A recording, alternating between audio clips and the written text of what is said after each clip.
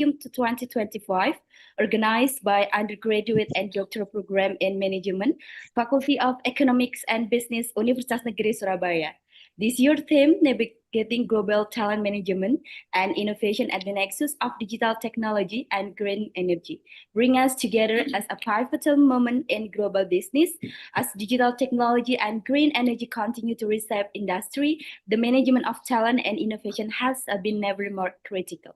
Before we begin, allow me to acknowledge the presence of the following discussed individual.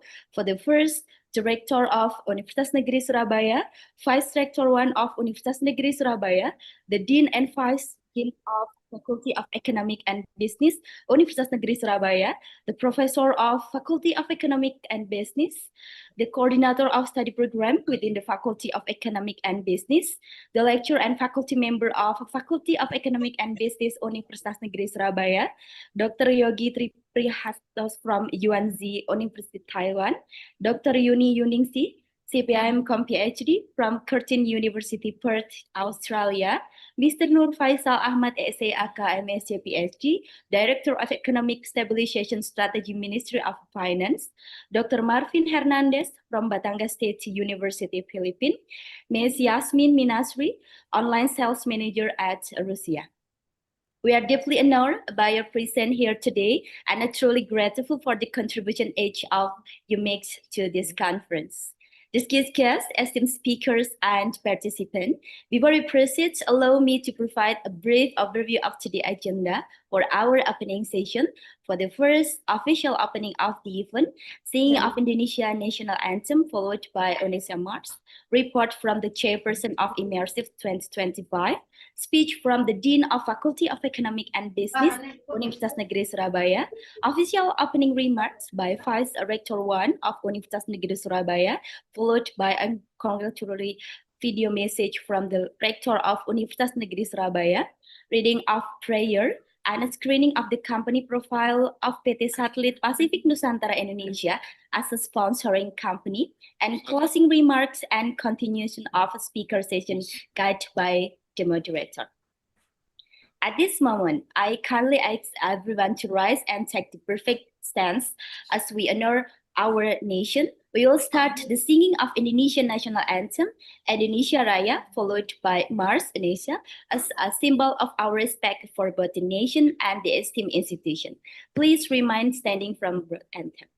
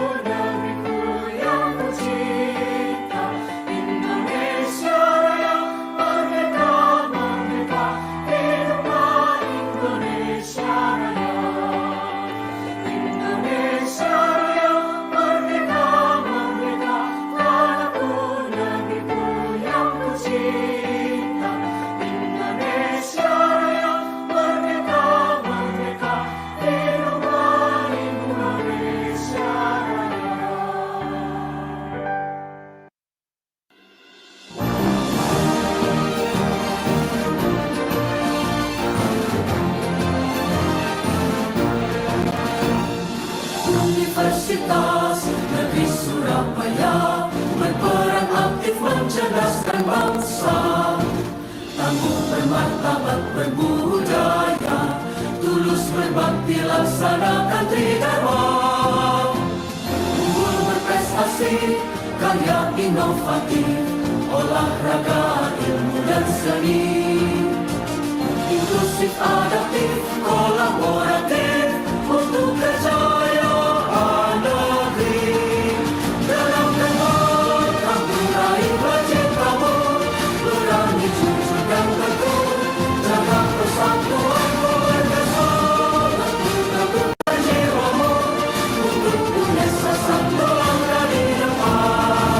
Dalam tempat kamu raih cita-citamu, berani jujur dan teguh, jaga persatuan keluarga, teguhkan jiwamu, untuk punya satu langkah di depan.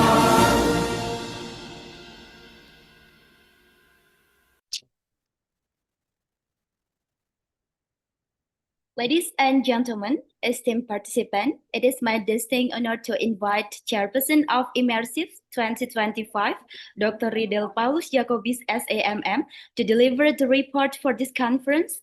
Kindly join us welcoming Dr. Riddle Paulus Jacobis SAMM to the virtual stage. Thank you, Master of Ceremony. Assalamualaikum warahmatullahi wabarakatuh. My peace be upon you. Good morning and warm greetings to all of you. Honorable Rector of Universitas Negeri Surabaya, Profesor Dr. Nur Hasan, MKes, Honorable Vice Rector for Academic Affairs, Student Affairs, and Alumni Relation, Dr. Martadi, MSN, Honorable Dean, Faculty of Economic and Business, Professor Dr. Anang Kistianto, SOS Semesi, Honorable Vice Dean, Faculty of Economic and Business, Dr. Koirul Anwar, and Professor Dr. Susanti MSI, Honorable Professor Dr. Dewi Triwijayati Wardoyo, Head of Doctoral Program in Management, Honorable Yuyun Isbana MSM, Head of Bachelor's Program in Management. Respected keynote speaker, esteemed professor, the all professor in Faculty Economic and Business, the all professor in Department of Management, scholars, the all participant, the all presenter in call for paper, the all presenter in doctoral colloquium, ladies and gentlemen. On behalf of the organizing committee, I warmly welcome you to Immersive 3.0 and the doctoral colloquium hosted by Department of Management, Faculty Economic and Business, Universitas Negeri Surabaya. This year's theme, Navigating Global Talent Management and Innovation, and the Nexus of Digital Technology and Green Energy. This theme reflects the urgency and relevance of the challenges that the global community faces today. The intersection of digital transformation and green energy is not merely a subject of academic discourse, but a pathway shaping a sustainable and innovative future. It is through the effective management of global talent and the fostering of innovation that we can bridge the gap between technological advancement and environmental stewardship. So, in this moment, we are privileged to have among us distinguished keynote speaker who brings diverse perspective and global experience. First one, Honorable Yuningsi, PhD from Curtin University, Australia. Honorable Dr. Yogi Triprastyo from Yuanzi University of Taiwan. Dr. Marvin Hernandez from Batangas State University, the Philippines. Nur Faisal Ahmad, PhD, serves as Director of Strategic Stabilization, Ministry of Finance, Republic of Indonesia. And Ms. Yasmin Minastri, Online Sales Manager from Russia. Your presence enriches this academic forum and inspires all of us to think critically, collaborate effectively, and act responsibly in facing the demands of our era in the global transition from the Industrial Revolution 4.0 toward the era of Society 5.0. In this moment, we are also pleased to acknowledge the valuable support from the government of Nganjuk Regency as Java. Kudos, Sriyadi Eli Sugeng and rekan, Tekno Consult Indonesia, Pacific Satelit Nusantara, Petrogas Jatim Utama, and Dinet Surabaya as our estimate sponsor. This conference is also held in collaboration with our co-hosts. First one from Universitas Islam Lamongan, second one Universitas Sunan Giri, Surabaya, whose partnership has greatly contributed to the success of this event. This year, Immersive 3.0 has attracted a total of 500 participants, with 26 participants in the call for paper and 38 presenters joining the doctoral colloquium. Lastly, I would like to express my deepest gratitude to all team for their continued support and dedication has made this event possible. Thank you very much. Wassalamualaikum warahmatullahi wabarakatuh. My peace be upon you. Thank you, Master of Ceremony. Waalaikumsalam warahmatullahi wabarakatuh.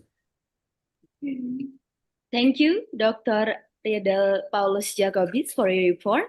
We'll now proceed to the next item in our agenda, the welcome speech from the Dean of Faculty of Economic and Business, Universitas Negeri Surabaya, Professor Dr. Anang Kistianto, SOS MSI. Kindly join us in welcoming Prof. Anang to the virtual stage.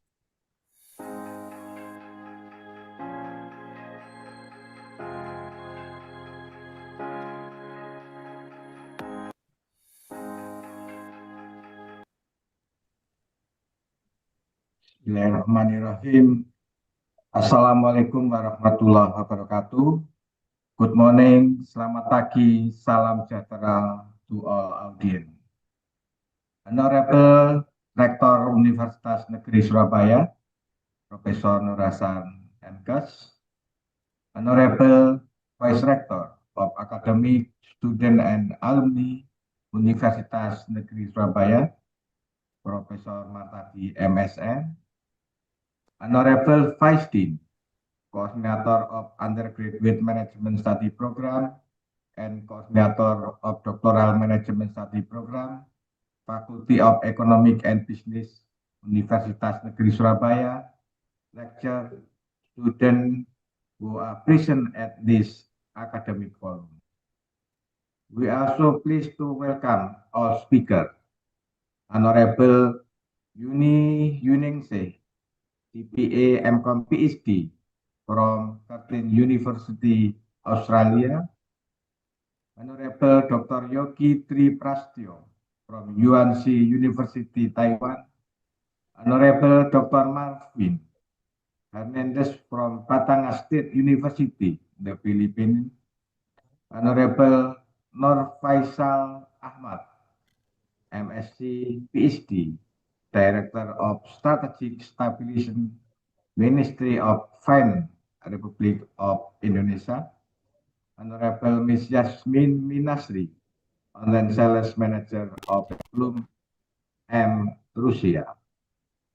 We are excited to welcome you to the Immersive 3.0 and Doctoral Colloquium organized by Management Undergraduate Program and Management Doctoral Program, Faculty of Economic and Business, Universitas Negeri Surabaya.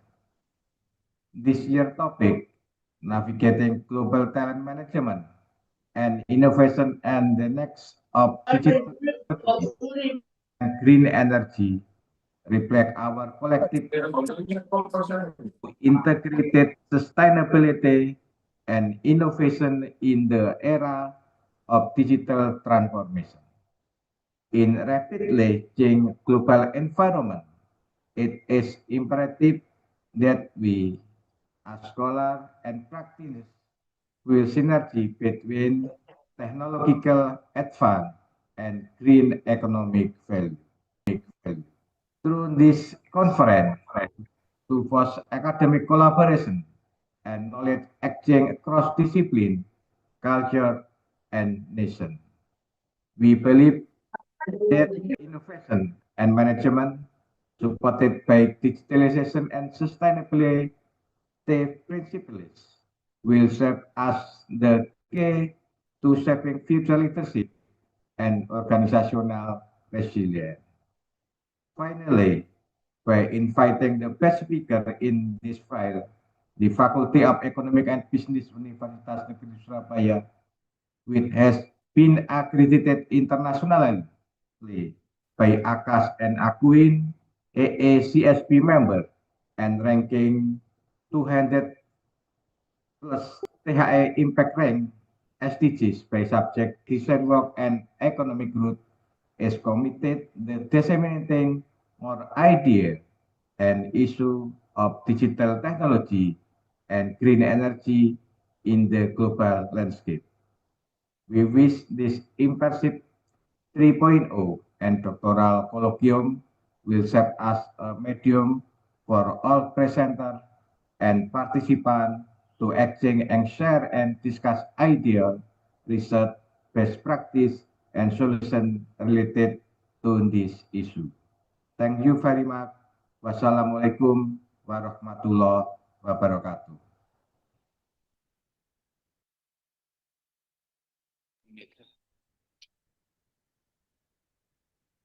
Thank you, Prof. Anang, for your speech. We will now proceed with the next item in our agenda, the official opening remarks by the Vice One Rector of Universitas Negeri Surabaya, Dr. Martadi MSN. Please join me in welcome Dr. Martadi to the virtual stage. Ya, oke.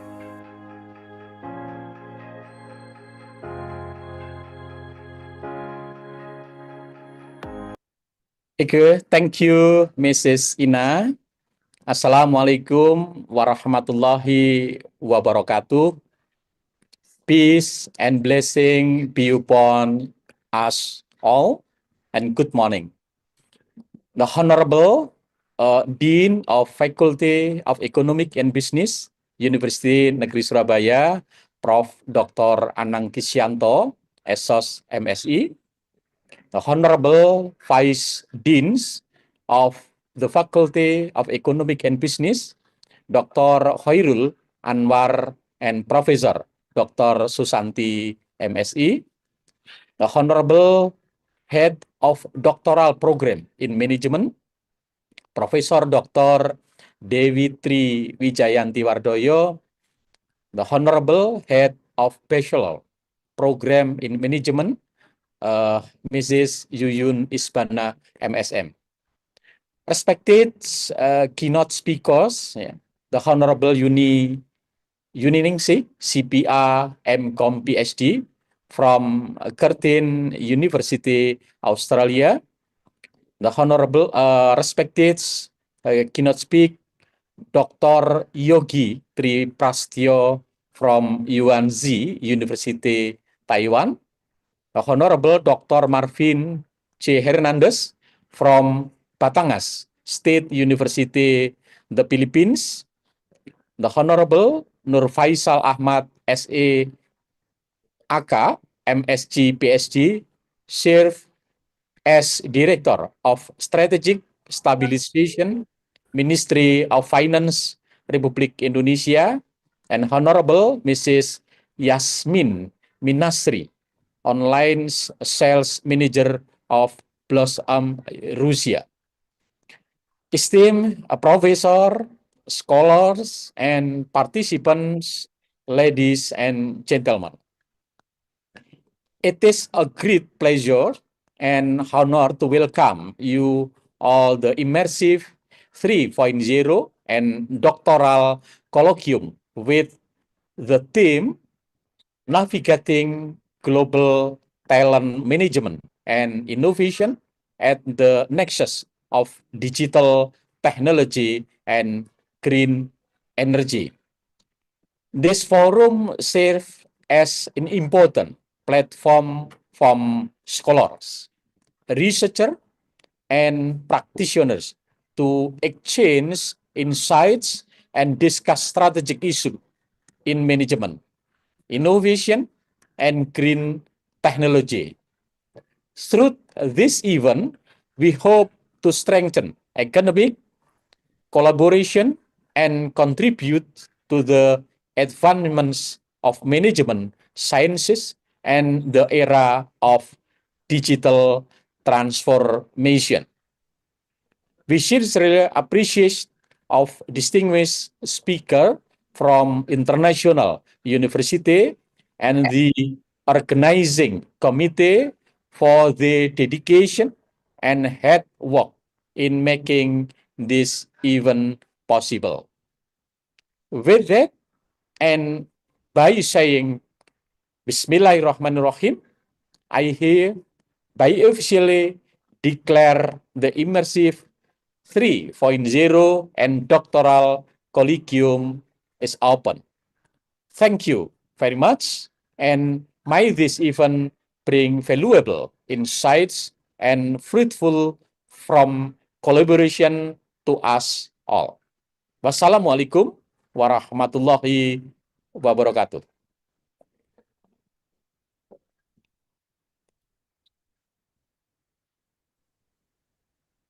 Thank you, Dr. Martadi, for your speech. Next, we will watch a congratulatory message from the Rector of Universitas Negeri Surabaya. In this video, the Rector will share a valuable insight and express support for the success of this event. Let us take a moment to hear the Rector talk and wish to continue success of this greeting.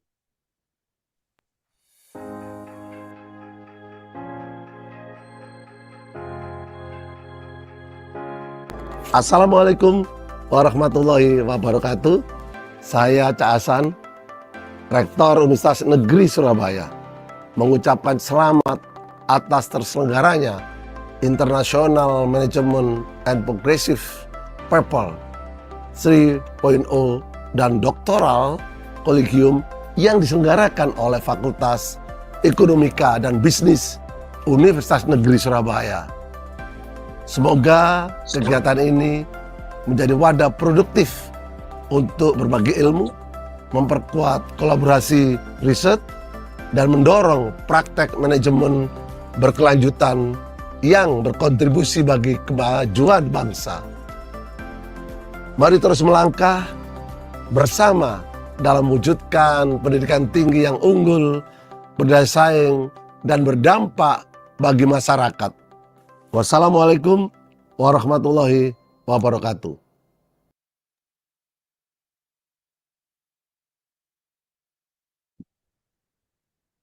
Ladies and gentlemen, we will now take a moment for a prayer.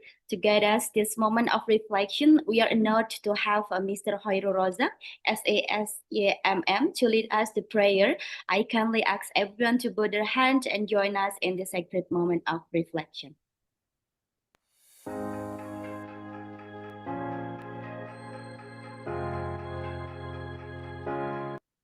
Assalamualaikum warahmatullahi wabarakatuh.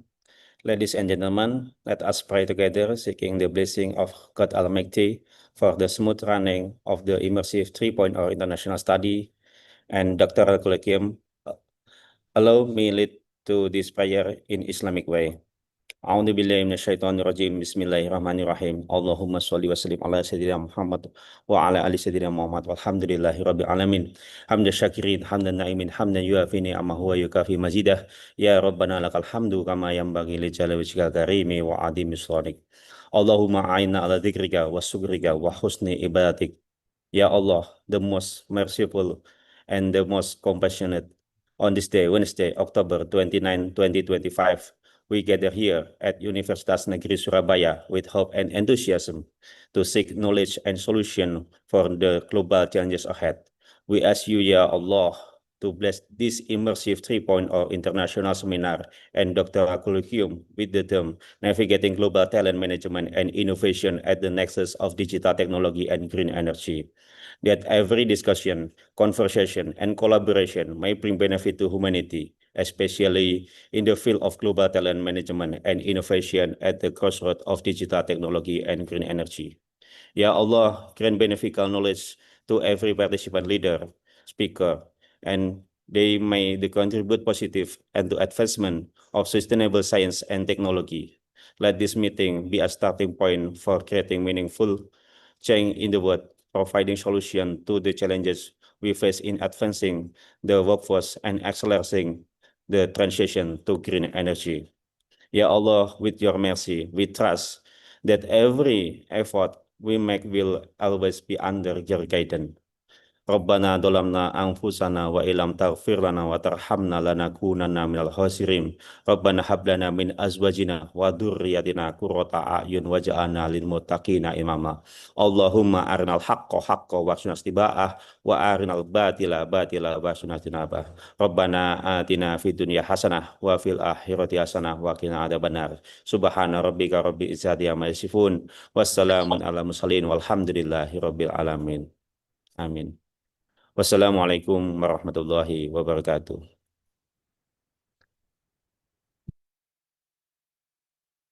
Ladies and gentlemen, we are now honored to present the company profile video of PT Satelit Pacific Nusantara as value sponsor of this event. This video will offer a detailed overview of the company's vision, accomplishment, and its significant contribution to the industry. We kindly invite you to watch and appreciate this presentation.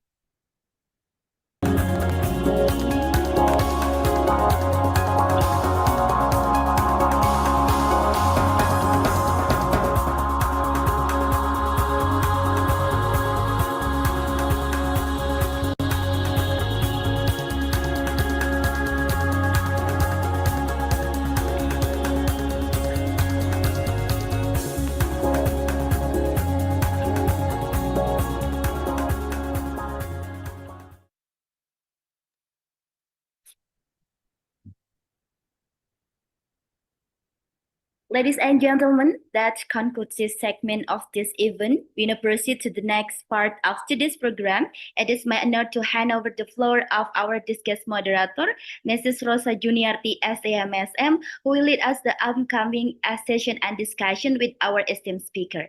Please join me in welcoming Ms. Rosa Juniarti, SAMSM, who will guide us through the rest of the event.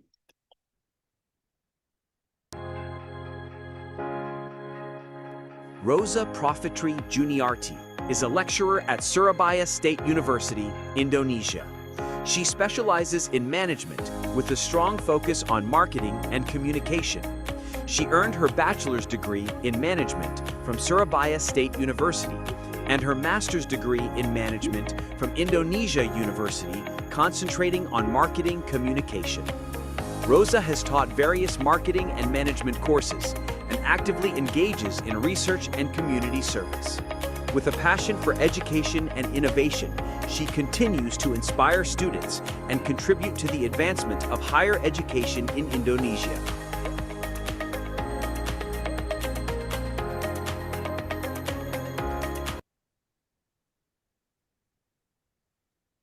Thank you, Bu Ina. Good morning, ladies and gentlemen, distinguished guests and fellow participants. Again, I would like to welcome you to our international seminar, Immersive 3.0 and Doctoral Colloquium, which will be held in two sessions today. In this session, we will have two distinguished speakers who will share their expertise and valuable insight with us. It is my great honor to open the first session by introducing our distinguished speaker, Dr. Yogi Tri Prasetyo.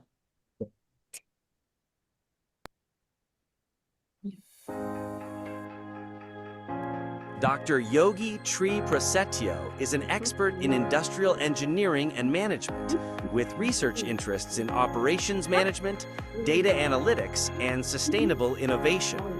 He holds a PhD in industrial engineering and management and has published widely on Industry 4.0 and digital transformation. Recognized for his academic excellence, Dr. Prasetyo actively collaborates with international scholars and contributes to advancing global industrial research and education.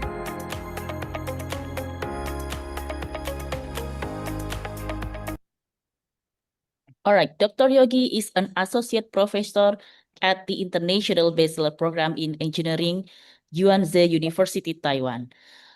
With such impressive credential and global research engagement, we are honored to have Dr. Yogi with us today. Please join me in warmly welcoming Dr. Yogi Tri Prasetyo to deliver his presentation. Okay.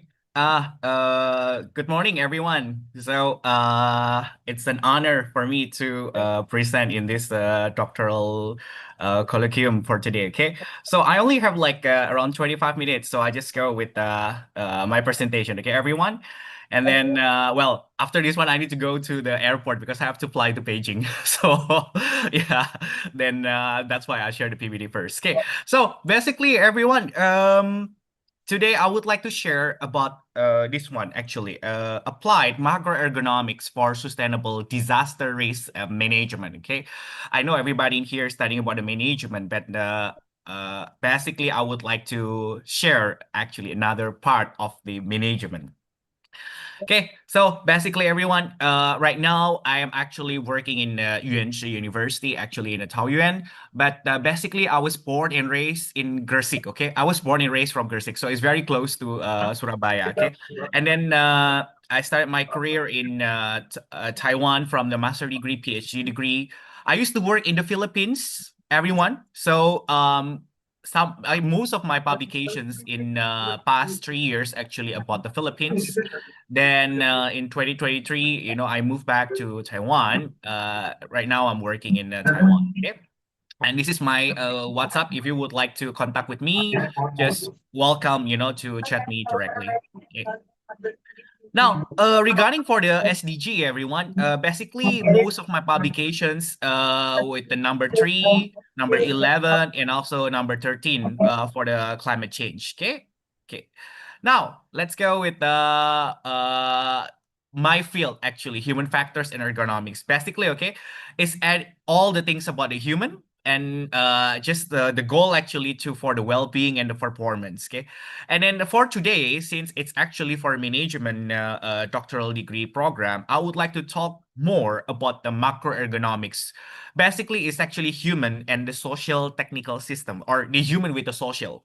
Okay, so as simple like why someone would like to quit from the job, why someone dislike from this organization, or what can we do if there is something a disaster. So actually, I'm quite well, most of my publications quite well known in disaster risk reduction. Why don't I just talk about it? Maybe everybody would like to, everybody would like to continue with that. So this is actually the cycle, everyone, for the disaster risk management. So in the disaster, actually, we can see a cycle. So it's actually the cycle of the preparation of the disaster. Then there is an event of that. Then the response, recovery, mitigation. It's always like that. So any natural disasters, actually, especially for us, we are living in the ring of fire. We always see this one. Okay. So especially for me living in Taiwan right now, let's talk about the typhoon. It's predicted, so we know when it will hit the country. Then after that we do the response. Of course, we have to recover from that. Then we do another mitigation, then prepare again, and so on and so forth. Okay. So this is look at this. I used to be an exchange student for 1 year in Japan. I graduated from Universitas Indonesia, and then I studied my master degree in Taiwan and PhD. And my first job actually was in the Philippines, and now I'm in Taiwan. So all those places have something in common. That is actually Ring of Fire. Yeah, so that's why my research direction actually going to this one, because we cannot get out from the natural disasters. This has happened to me. I think everybody knows, about this one. It happened last year, everyone, in Hualien, okay, in Taiwan. It was very shocking in the morning. The earthquake was too big, and then I fell from my bedroom. It was in the morning. Then, I just endured for a while before getting out from my house. And this is actually my office, everyone. This is actually my office. Quite okay, quite safe in the 7th floor. But if you see my laboratory, okay, I have another separate private laboratory for my graduate degree students. As you can see, that is actually quite devastating, especially for the lamp on the top. So glad it happened in the morning, so nobody got hurt in my lab. Okay. And this is actually happened around 10 years ago about the typhoon shoulder or happened in 2015, I think, and then that one, it was quite devastated because like even I was a student that time and my window was blown away by the wind. Yeah. And everybody knows this one, okay? Semeru. Yeah, simple. The eruption in the Semeru. So try to think, like how to revive this tourist destination. Like, for example, after a devastating natural disasters, how can we try to revive the economic benefits, especially how to enhance people to visit this destination again? And of course, like the tsunami that happened at long time ago, 21 years ago, I think that in Aceh, okay? And this is for some of you perhaps speakers from Malaysia, and then actually even a country that has not really facing the ring of fire, they still face problem that's actually flood. For example, in the neighbor country, the Malaysia.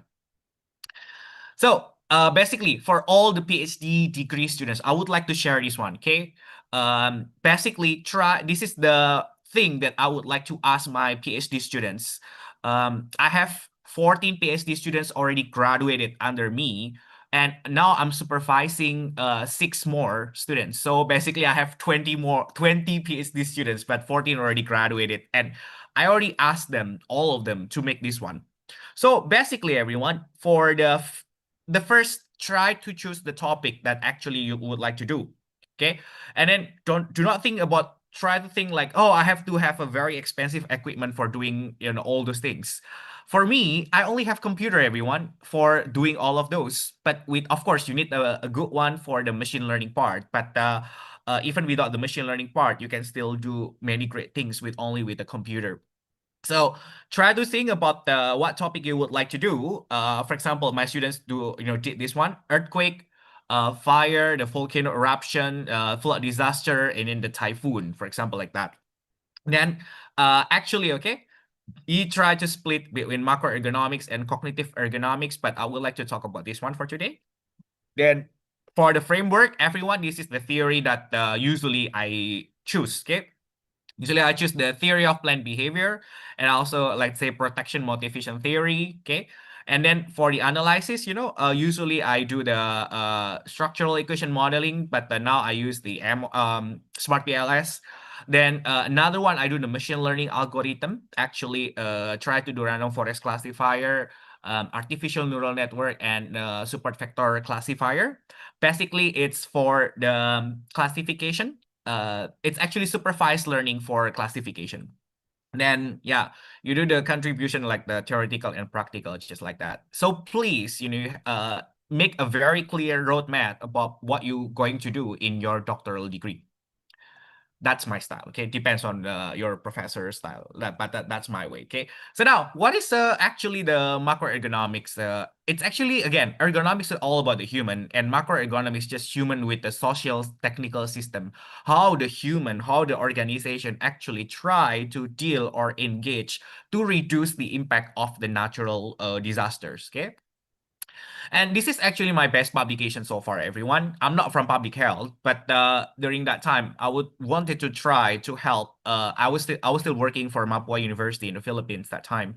Then this is actually I tried to do for what factors actually what factors influencing the perceived effectiveness for the Filipinos during the early of the COVID pandemic. Okay, I use the protection motivation theory and the theory of the planned behavior. Okay, so basically, okay, when you understand the COVID, what you feel? Simple, right? You feel vulnerable and you feel severe. Okay.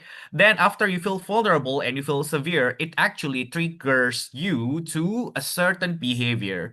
So these three ovals, okay, or these three latent variables, okay, is actually for the protection motivation theory.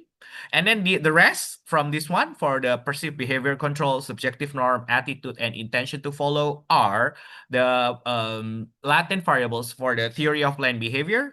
then this is actually adapted behavior, actual behavior, and perceived effectiveness are the extended latent variables. So, basically, everyone, later on, I proved that for those at the beginning, we knew that it was like what gimmick, or it was just like no virus. Actually, some people actually believe that no COVID. That's why for those actually who do not believe the COVID-19 will have a chance for getting it even bigger. I say it like that in my paper. So the thing is like for the data collection was only for 4 days, everyone, and I collected 649 respondents. And then these are the latent variables, everyone. Of course, you can just search the paper. It's available in Science Direct. Okay. Then basically, when everything is mathematic, do not think that oh, we have to feel you have to be very great and then so on in understanding this one. No, understand what is the story of this one. So this one is simple. Understanding of COVID will have a bigger impact to perceived severity rather than perceived vulnerability. But this one actually will trigger you feel vulnerable and severe. Then those actually will trigger the, a certain behavior. And then eventually it will go to the perceived effectiveness. So the more you understand about the virus, the more you're gonna be safe. It's something like that. I wanted to say in the social psychology is actually I prove it mathematically like that. Okay, everyone. Then this is quite mathematics. Okay, but let's go with some other publications. This is happened actually in Taiwan, right? In the Ring of Fire, and then it happened last year, in 2024 in April. Okay, then as you can see, Taiwan is not just about the typhoon; it's also about the earthquake. Everyone. So basically, these two are two severe. We always face these two natural disasters. Okay, every year. So we like it or not, basically that we will deal with this one. Then everyone, this one actually my publication actually simple for people in management. Think about this one: buying a house. Yeah, buying a house. People in Taiwan consider about the typhoon or consider about the earthquake more. So I did a study. This is actually just the undergraduate degree students, everyone. Just a final exam, and then a final exam of my students. But after the final exam, this is actually the data. The data were really good, and the model was okay. Then I tried to publish this one in a Q1 journal, and then my PhD student actually tried to finish it. So eventually, we finished the paper and then got published. So for those faculties, basically even the undergraduate degree students, or even senior high school student, like when I was in the Philippines, I made a lot of publications in the Q1 with them. So this one is like I think around 200 something students. 200 and something people in a certain city, actually in my city, Taoyuan. And then basically I try to ask using this not simple. This is actually the indicators for asking those questions. Okay, so I have experience of earthquake, experience of typhoon, and then all with the simple of the theory of planned behavior. And then the rest in here actually being measured by 1 to 5 Likert scale, everyone. And then all actually I got references for this one. Despite all of that, basically this one actually my students mostly, okay? My own area. So here, for those who would like to do with the data analytics, okay, do not think that questionnaire data cannot be, cannot be only can produce one publication. Usually, with the same data, everyone, I publish at least 2 publications. The first one, I use the structural equation modeling, and the second one, I use the machine learning for that one.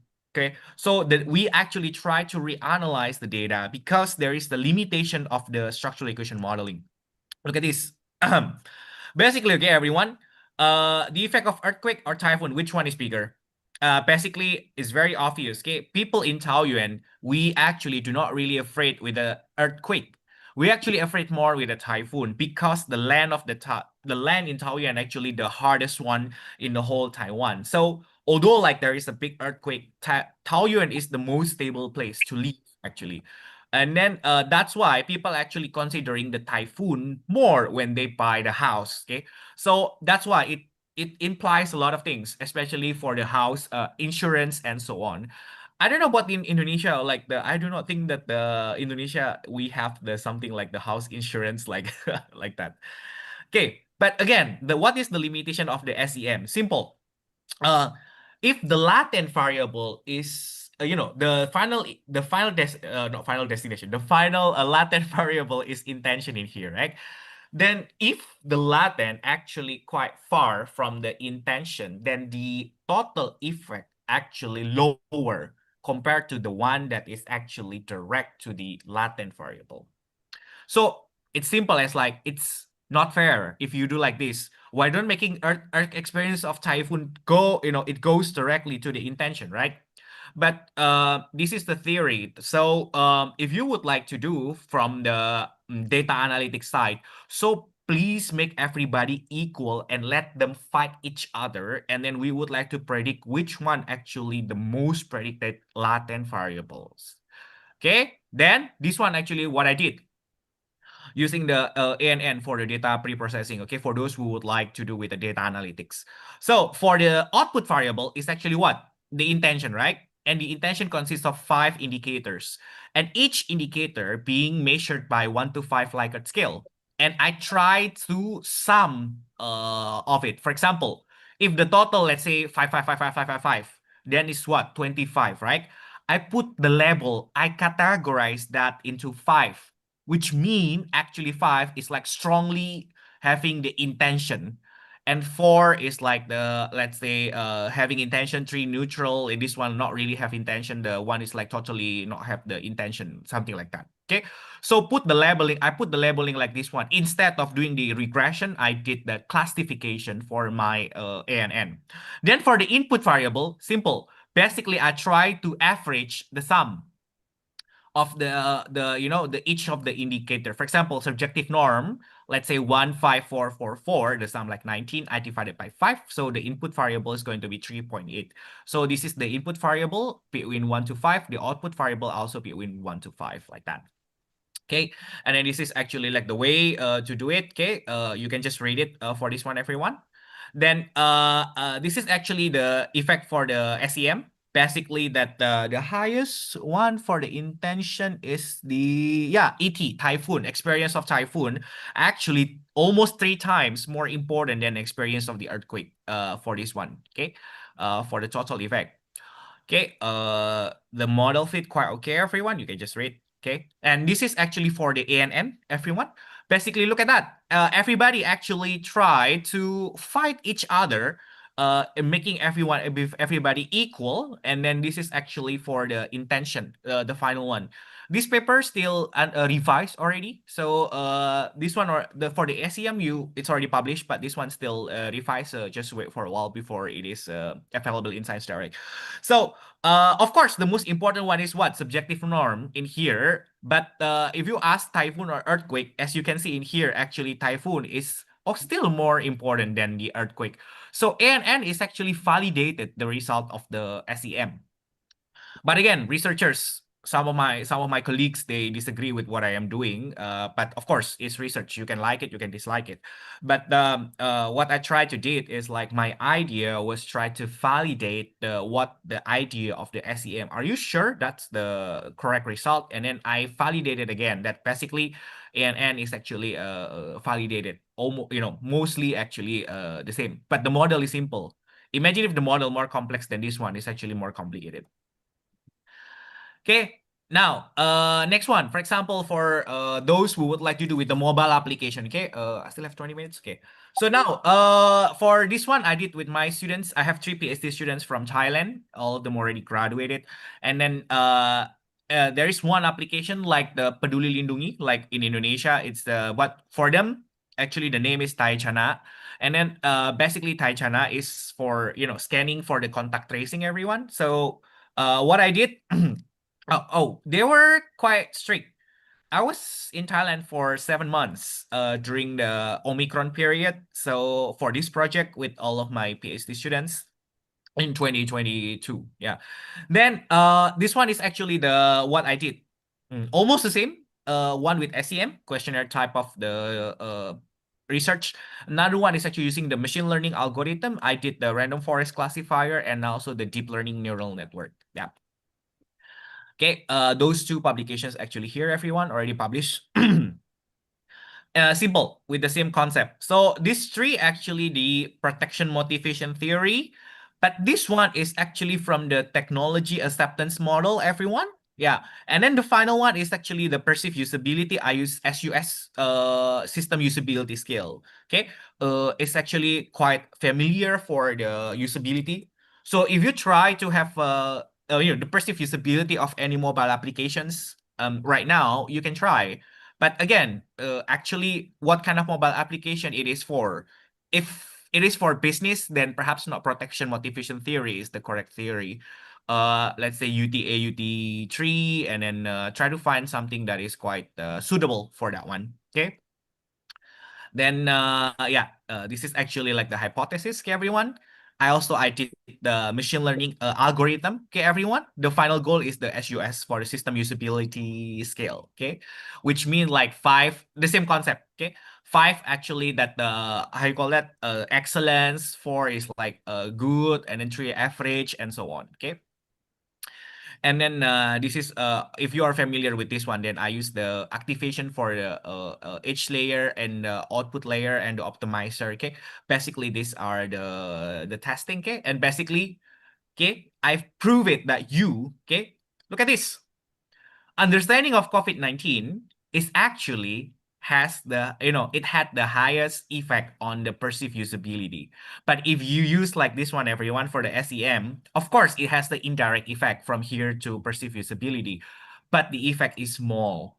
If you compare with the ANN, everybody equal. Basically, I prove this one is the most important one.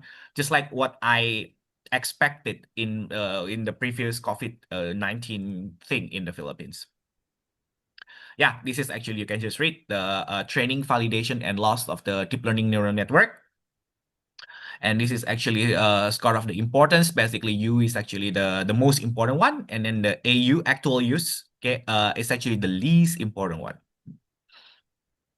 Okay, the same thing. If you would like to have a mobile application, let's say in UNESA, you have something in for health and safety. This is I did, okay, everyone, for the health and safety. And then this is actually that using the same concept, but this is use the safety culture for that. Someone raised the hand. Yes, Shafida, anything you would like to ask? But I think it's better for me to, present this one first before asking the question. Okay, so, and then the next one actually about the volunteering for the an intention to donate, and then especially when there is a disaster or accident or any bad news, we always see the donation. Please donate, donate, and donate. So it's also a very interesting research topic for me. It's like, what factors actually will trigger someone to donate? Is it because of what? Religious influence, the media, humanitarian organization, trust? Because sometimes you don't trust the organization, right? Who is actually this organization? Okay, talking about the let's say the war in Middle East and so on. Okay, so whether that one actually will affect your decision to the intention to donate or intention to the volunteer. Okay. Then another one, this is actually what I did with Semeru. Actually happened in 2022, I think. Yeah. For when it erupted. Okay. Then the same one, everyone, past disaster experience with affect destination image. Then there's a government support, and then perceived behavior control, perceived value, attitude, subjective norms, intention, and also the power of the media. So basically, media actually still shape, quite important for helping to revive that tourist destination after the natural disasters. Yeah, this is the Mount Semeru, right? As you know, like the it's in East Java. So and then this one again after the SEM, then I wanted to do with the machine learning algorithm like this one. So I did 3 things now, ANN, SVC, and also random forest classifier, everyone. This paper still under review, so you will not be able to see that. But basically that, yeah, this is actually what my student did. So machine learning. Then, yep, the same data and then use the ANN superfactor classifier and random forest classifier. And then you can just, this is actually the detail of the paper. You can just read it, everyone. And then the most important one for the feature, because the good thing for the lasso, actually, for the feature selection, actually, not just the latent variable, but you know which indicator actually the most important feature. So let's say subjective norm is the most important, but which one? Imagine, if you have 54 questions, usually Indonesian, they do not want to answer that one, okay? But now, because of the machine learning, only with 10 questions, you can actually predict almost the same results with the 54 questions, okay? Everybody got the idea, right? So basically that the lasso is actually very good process actually for reducing, like the later on you can propose with a few questions, actually the result almost the same with the 50 something questions.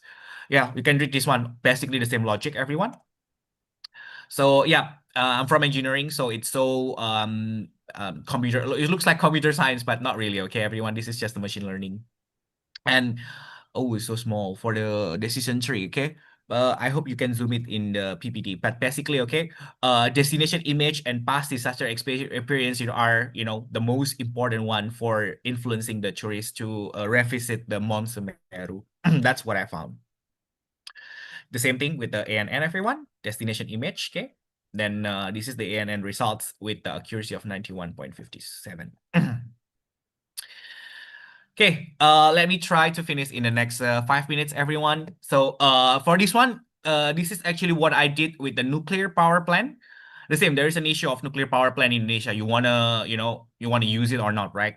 But in the Philippines, it's quite interesting, I would like to say, okay? Especially during the election, because they build it like, I think it's been there for like 40 years, but they never use it. They build it, it's just for the museum. Okay, so not just the Jakarta LRT, okay, but also like this one. I don't know when they want to demolish it or not. And during the every election, they always ask about this one. And I'm very direct person. Yeah, I'm a very direct person. So if you always raise about this issue, why don't we just use a study about it? And then I did a study. But basically, okay, this one with SEM, another one actually using the random forest classifier and ANN. And for this one is actually created by the senior high school students, but I tried to help them to finish the paper. See, senior high school did ANN, wow. But I think for the Filipino students, they have very good skills in English, so, and the writing and the logic. So I did not have any big issues with the English, especially. Okay, so look at this. This is the Latin, everyone. So knowledge about nuclear. Look at that. The benefit 0.5, the risk 0.15. So people will see benefit more than the risk. Simple, right? As that. And then eventually people accept it. Actually, as you know, if you think the electricity in Indonesia is the most expensive in the world, not really, everyone. The Philippines actually even more expensive, yeah, when I used to live there for 8 months and then teach online, I realized that the electricity actually a big issue in the Philippines. Okay, then of course the same thing, I did the ANN, I did the with the random forest classifier. But basically, okay, everyone, in here people see actually the knowledge about the nuclear power plant is actually quite important. And perhaps my last 5 slides, okay? Oh, 5 applications, okay? This is about when you want, remember 2023 during the Fukushima water radioactive release, okay? People in Taiwan kind of like, whoa, freak out, will you eat the seafood or not? And then it's a very big debate. Research topic is just sometimes just watch the news and then what you want to do with that. So I wanted to do with which one actually will influence people for buying the seafood again, okay? Now there is an issue of the pork in Taiwan, but good thing, I'm Muslim, so I don't eat pork.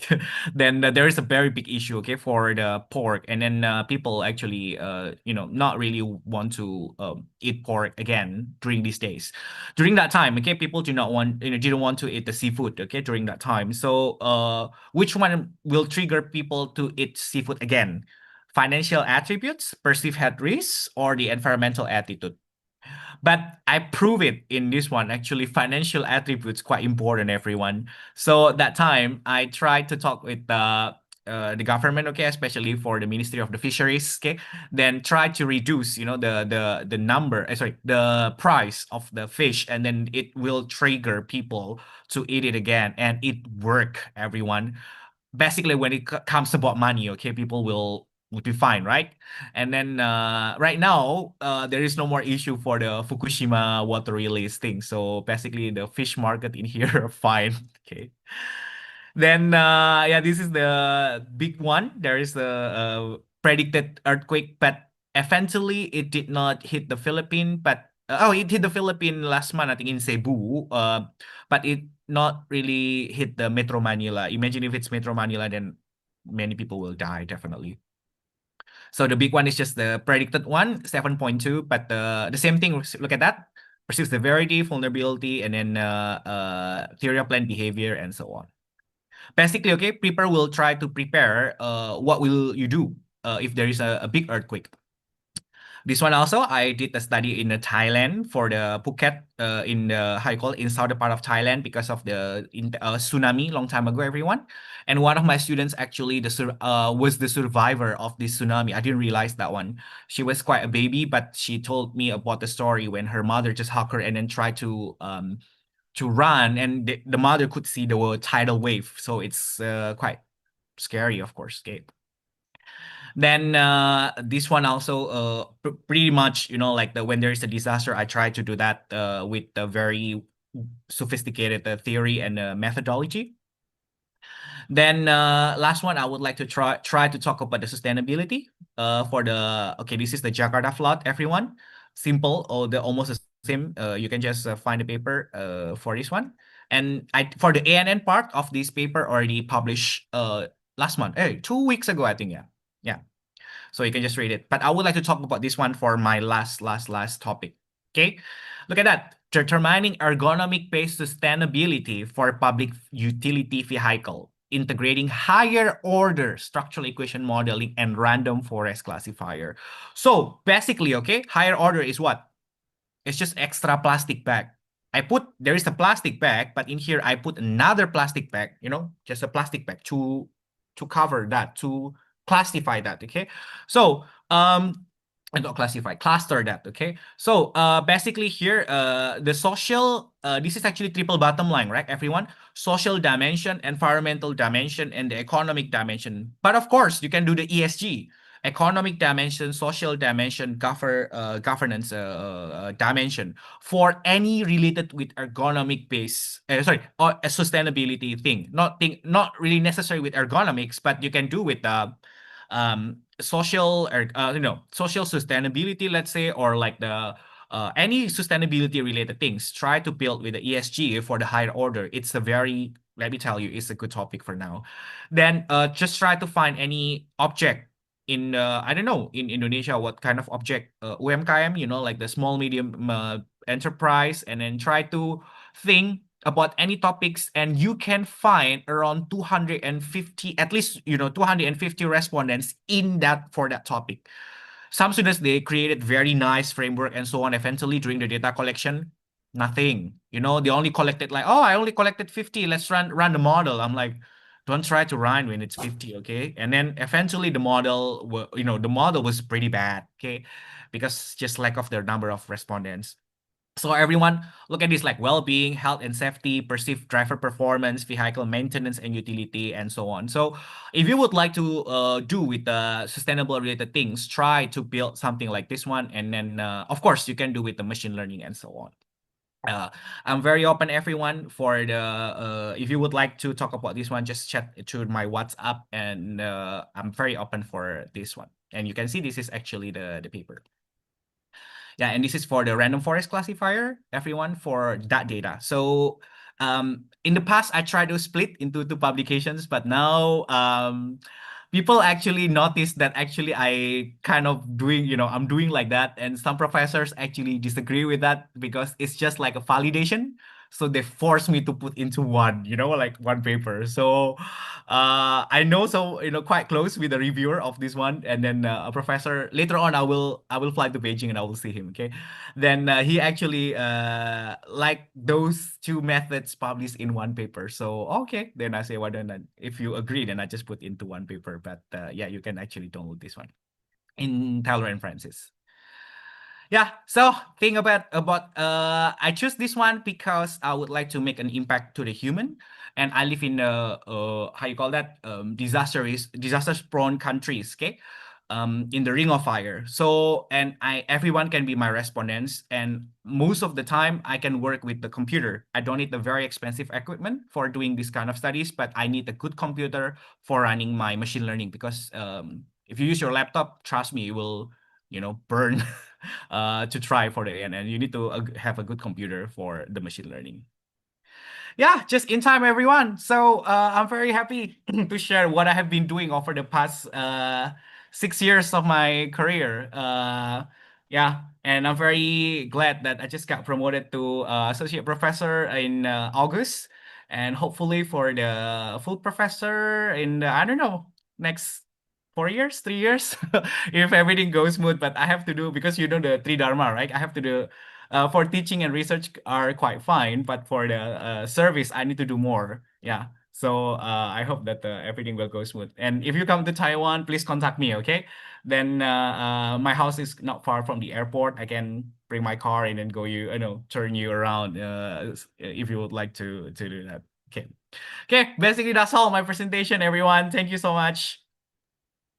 Thank you very much, Dr. Yogi Triprasetyo, for insightful and inspiring presentation on applied microeconomic for sustainable disaster risk reduction.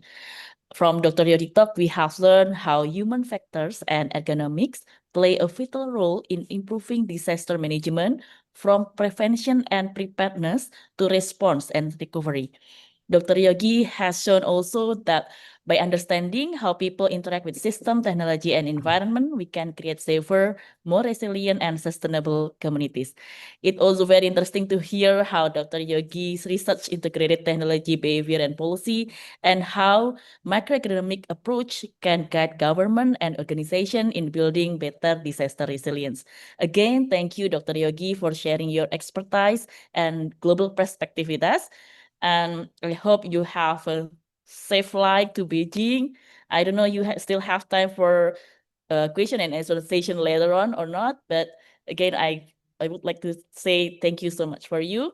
And next, ladies and gentlemen, we will now continue with our second speaker in the first session for today's international seminar, Dr. Nur Faisal Ahmad, PhD. Dr. Nur Faisal Ahmad is a public finance professional with extensive experience in fiscal policy and treasury management. He earned his master's degree in economics from the University of Birmingham in 2002 and a PhD in public policy from Flinders University in 2012. With over 20 years of service in the Ministry of Finance, he has held various key positions, including Director of State Cash Management and Head of the Center for Macroeconomic Policy. Since June 2025, he has served as Director of Economic Stabilization Strategy, recognized for his leadership in macroeconomic and fiscal policy.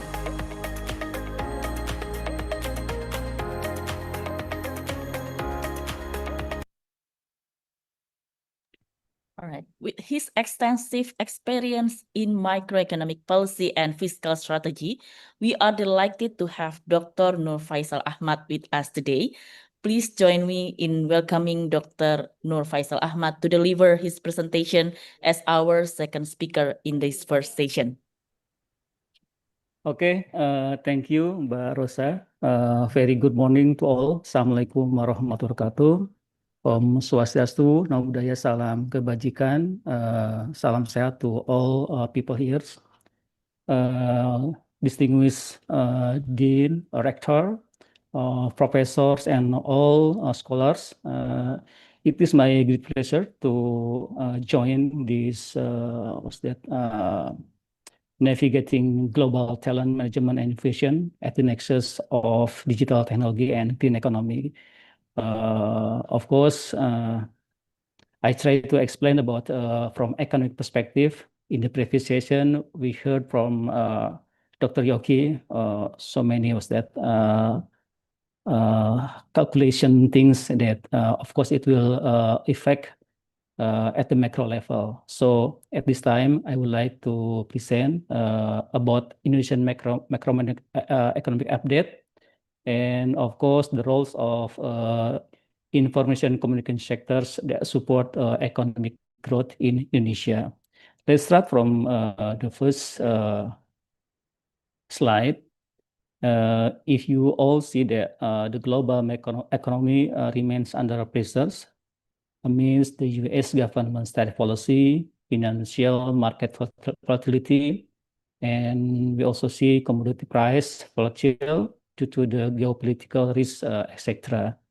But despite such uncertainty, Indonesia economies has remained resilient and stable compared to other economies, with improved outlook on the back of positive revised growth forecast. You can see that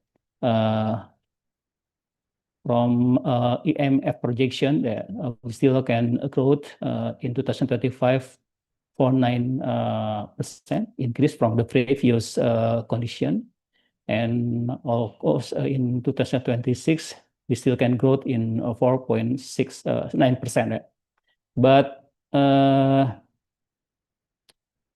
new presidents still want to boost our economic growth more than 5%. So it can gradually achieve to 8%. Next, in Indonesia, dynamic economy is expected to continue to show growth across sectors. Please, next slide. In 2025, Indonesian economic performance has shown mixed momentum. GDP growth slow to 4.87% year-on-year in the first quarter, largely due to weaker public expenditure and subdued investment activity. But you all see that by the second quarter, however, the economy regained pace, expanding by 5.12% year-on-year, supported by resilient household consumption, stronger export demand, and rollout of fiscal stimulus measures. Of course, government tried to add some stimulus when we see that the economic growth is going down. This rebound highlights the underlying resilience of the manufacturing and the trade, which are the major expanding component of the GDP growth, for around 16% and 16% respectively. Next, we also can see that Indonesia continue to maintain a solid consecutive monthly trade surplus despite global uncertainties and headwinds, as well as well positioned to sustain its resilience. You can see that cumulative trade balance still positive. It grows 45.9% from the previous years, data from January to September. And also, if we see the data from export-import still grows from the previous year's performance. Okay, then we can see about the inflation in Indonesia. In this headline, inflation has remained modest and well within the government target range, 2.5% ±1. This stability reflects effective economic measurement and also policy implementation in Indonesia.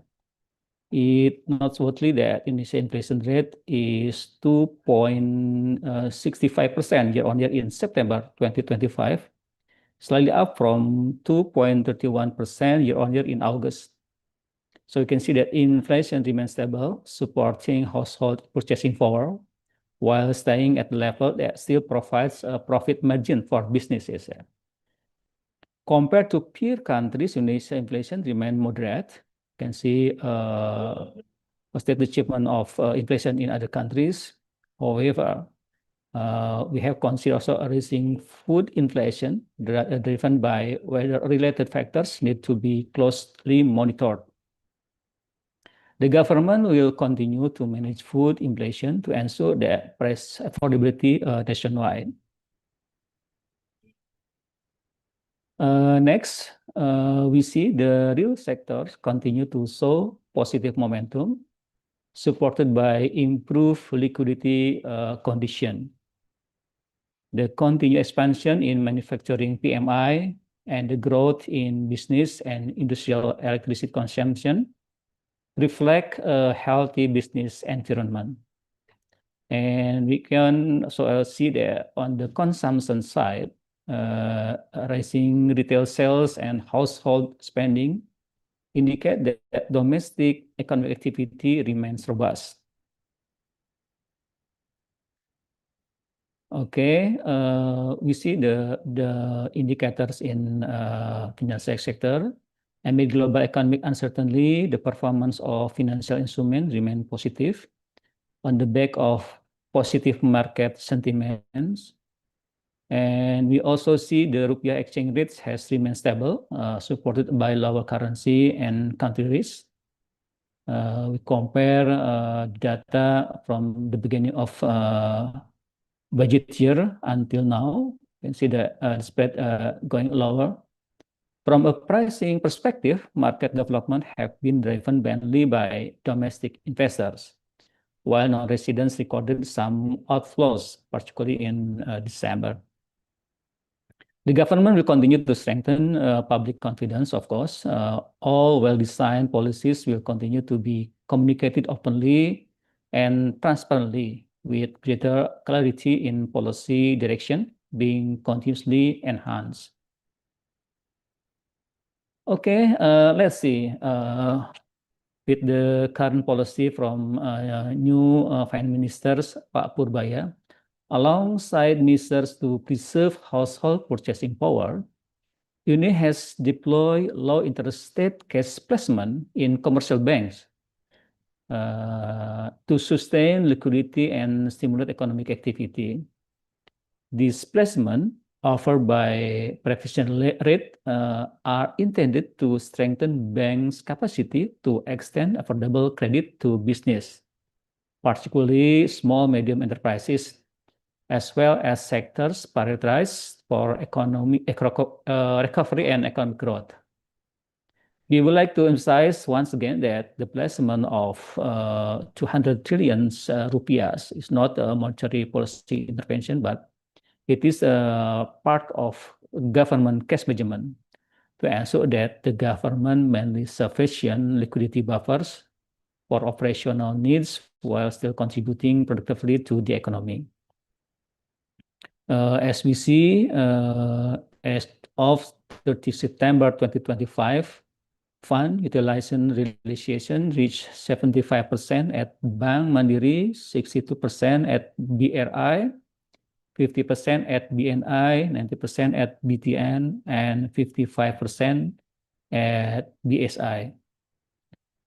And we also see that this placement has contributed to a significant 13% increase in base money M0 in September. So actually, the approach that we try to provide adequate liquidity in the market, so cost of fund can decrease. We expected that trade growth can increase gradually. And of course, we hope that consumption and investment will increase, and finally, it can contribute to multiple effect for economic growth. The prompt distribution of these funds by the banks act as stimulus for business sectors, with total disbursement by state-owned banks reaching 56% or equivalent to 112.4 trillion rupiah. Okay, let's see state well-being indicators. Resilient economic growth has also contributed to improving public welfare. The employment rate continues to decline to 4.76%, accompanied by the creation of 3.559 million jobs, dominated by an increase in full-time workers by 3.25 million people. The number of new jobs created is also significantly higher than a slight increase in unemployment of 63.45 thousand people compared to the previous period. Of course, it's an achievement, but we still not there's still that room for improvement to create a good employment rate here. Stronger economic activity and previous government stimulus measures have also helped reduce the poverty rate from 9.03% from the BPS data March 2024 to 8.47% March 2025. Of course, government still continue the program to improve people well-being. Next, let's see the vision mission of new president Pak Prabowo, particularly for APBN State Budget 2026. The STEM realizing food, energy, and economic sovereignty towards a resilient, independent, and prosperous Indonesia. So state budget remains solid and effective in supporting national priority programs. The government continues to stay vigilant, anticipatory, and responsive, maintaining a healthy and credible, stable state budget to support development agendas here, and to promote public welfare, and also to serve as a shock absorber in mitigating economic volatility. And next, we also see focus Pak Prabowo agenda for 8 agenda priorities. So to achieve our multifaceted objectives of resiliency, self-reliance, and prosperity, we have focused on 8 strategies to optimally support the development agenda. So you can see the focus for 2026, food security, energy resilience, free nutritious meals, quality of education, health quality, village development, cooperative and MSMEs, universal defense, and lastly, accelerating global investment and trade. So we have been consistently implementing structural reform strategies across a wide range of all sectors here. Next. To achieve high economic growth, Indonesia relies on strong collaboration between the private sector and government. So not only from government side, but both sector, private sector, and government. The focus is on creating value, generating jobs, and also to ensuring sustainable development. Private sector as the main growth engine. The private sector drives economic expansion by focusing on high-value industries and sectors with strong multiplier effects, and encouraging resilience and labor-intensive sectors. So promoting industry that create jobs and withstand economic shock is essential for inclusive growth. And of course, state budget as a catalyst. Government spending plays a strategic role in revitalizing private sector's activities and supporting long-term growth. By government expenditure, by giving stimulus, it will be part of state budget as a catalyst. Let's see next, in terms of strategy to achieve high economic growth, we need to focus on 2 key areas. First one, increasing investment, and also improving productivity. I think it will related to our discussion here. These are the drivers that will help Indonesia stay competitive and transform its economy. Investment is the foundation of growth. So you can see that capital is essential, and we must attract more foreign direct investment, FDI, by expanding downstream industries, supporting renewable energy. We'll talk about green energy here, and boosting high-tech sector as well. So digital will support about this sector as well. And we have to cope with ease of doing business. Yeah, ease of doing business is matters. Simplifying regulations and reducing barriers will make it easier for investor to enter and operate in Indonesia. Of course, we have issue in human capital. Human resources are critical. We need to improve workforce quality, develop future-ready talent, and strengthen collaboration between schools, universities, and businesses. And we also see that product productivity drives competitiveness.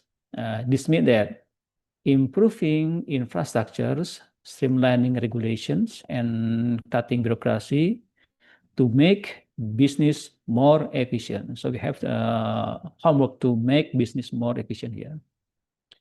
Of course, we know that digital matters here, digital infrastructures and innovation. Strengthening digital connectivity and investing in research and developments will help drive innovation and long-term economic transformation. So that's why governments give some stimulus about that HR development in many cooperation. Next, to achieve our digital transformation goal by 2045, Indonesia needs to improve its global digital competitiveness ranking significantly. This requires strong strategies focused on infrastructure, technology, and innovation, of course. Clear target for 2025. Yeah, our aim is to move rank from 51 in 2025 to rank 30 by 2045 in the Global Digital Competitiveness Index. And current positions and challenge, we see that in 2024, data from 2024, Indonesia is ranked 48 out of 64 countries, which means we need major improvement to catch up with regional leaders like Singapore and China, of course.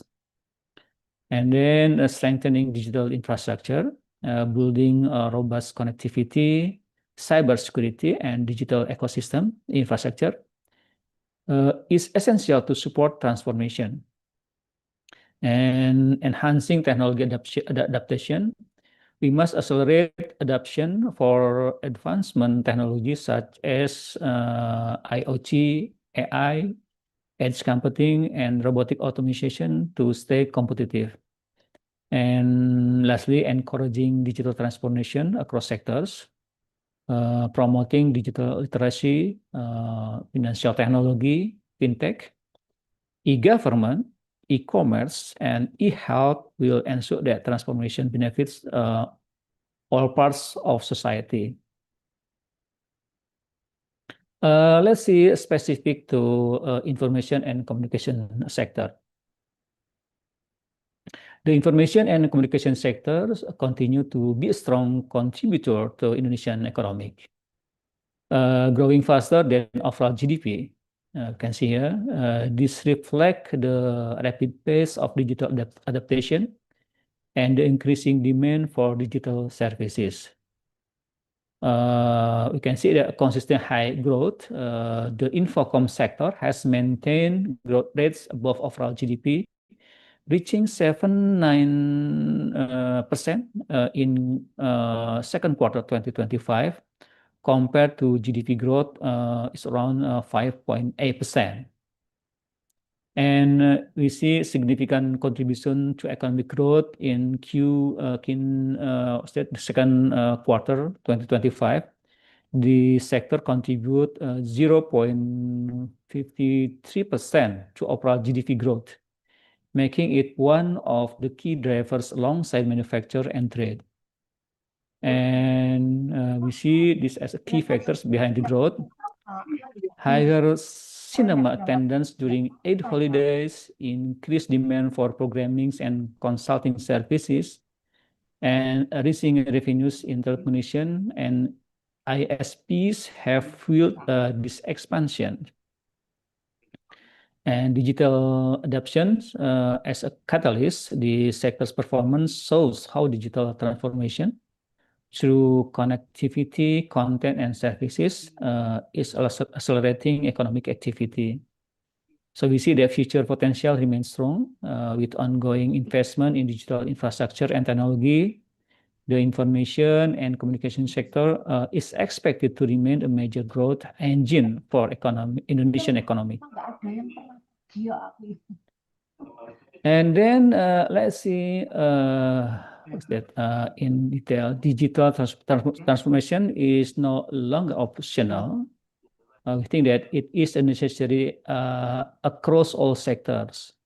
Advanced technology adoption is key to improving efficiency, competitiveness, and service quality in Indonesian economy. Financial services lead the way. This sector saw that the highest digital maturity driven by strong adoption of digital payments, financial literacy, and integration with e-commerce. And if we see trade and retail are advancing rapidly, automation through robotic and AI, integration of e-commerce and digital small medium enterprises are transforming how business operate and serve customers. And if you see healthcare is embracing technology, telemedicine and AI-powered services are improving access and quality of healthcare, making it more efficient and patient-centered. And in manufacturing is moving toward industry 4.0. Adoption of robotic, AI, and smart industrial zones is helping manufacturing becomes more productive and globally competitive. Other sectors are catching up. Logistics, education, tourism, and agriculture are integrating digital tools from e-learning and online booking to smart farming and sensor technologies. It improves to enhance the performance and innovation. Let's see next. We see that digital technology trends are reshaping business models and driving industries 5.0, where humans and machines collaborate to create sustainable, innovative, and resilient industries. AI leads the transformation. Artificial intelligence and information processing technologies dominate with 86% adoption, making them the most influential drivers of business change. And robotic and automation are accelerating. Robot and autonomous system rank second at 58%, enabling efficiency and reducing manual tasks in industrial operation. Energy and sustainability matter. Green energy adoption and storage technologies are gaining traction at 41%, supporting sustainable industrial practices. We see the industry 5.0 focus on collaboration. The new era emphasizes human-machine collaboration, ensuring technology enhance creativity and well-being rather than replacing workers. And core principle for success, innovation, resilience, and transparency are key. Industries must adapt quickly to disruption, maintain quality, and respond to market demands with agility. Let's see about the government focus about the regulation and the bottlenecking. All our efforts being carried out to improve the investment climate. Several policy reform implementation have been undertaken, including, let's say, it's for example, Government Regulation number 28, 2025, which enhance ease of doing businesses by simplifying processes and accelerating services. And we also see that formulation of the domestic component level or TKDN policy is changed, and relaxation of raw materials import for industrial sectors, and let's say streamlining 145 regulation concerning fertilizer distribution, so it can increase rice production, maintain stock level at over 4 million tons, and it support stable price of rice. Okay, government will continue to state the program for delegation and bottlenecking. We hope that it can accelerate investment and ease of doing business in Indonesia. Next, let's see. Previously, we mentioned that the roles of private sector, including the role of Danantara here. We already create Danantara in Indonesian context. Private investment is being strengthened through Danantara. The focus of high value-added sectors that generate a large multiplier effect and labor intensive will be here. Investment growth target is set to reach 8.5% by 2029. If we can see that of the total investment requirement of 41,000 trillion between 2025 to 2029. Around 84% is expected to come from the private sector. So we see the synergy among the government, state-owned enterprises, Danantara here, and the private sector will drive quality investment, job creation, and industrial value-added growth. Next, let's see the last slide. The right combination of growth strategies, disciplined implementation of fiscal strategies, and effective investment strategies will drive high economic growth of up to 8% by 2029. Growth strategies are continuously pursued by promoting high value-added sectors, revitalizing resilient sectors, such as textile, etc., and continuing to remove structural bottlenecks by debottlenecking and others program. The fiscal strategy is optimized through disciplined implementation of its allocation, distribution, and stabilization function of state budget. And investment strategy focus on strengthening the role of Danantara, mainly in leveraging private sector contributions. Economic growth is expected to progress steadily year by year with a target of 8% growth in 2029. So with strategic policies and resilient private sectors, Indonesia is ready to become an inclusive, competitive, and sustainable economic power. Thank you. I'll stop here. Wassalamualaikum warahmatullahi wabarakatuh. Waalaikumsalam warahmatullahi wabarakatuh. Thank you very much for the enlightenment presentation, Dr. Nur Faisal Ahmad. Dr. Nur already presented regarding the navigation policy to achieve high economic growth. And in this presentation, he highlighted Indonesia's strong fundamental amid global challenge, supported by stable inflation, robust trade performance, and improving investor confidence. The government continues to encourage private sector participation as the main engine of growth, while the state budget serves as catalyst for productivity and innovation. Case strategies including boosting investment, developing human capital, enhancing digital infrastructure, and driving transformation toward Industry 5.0, where technology complement human creativity and skill.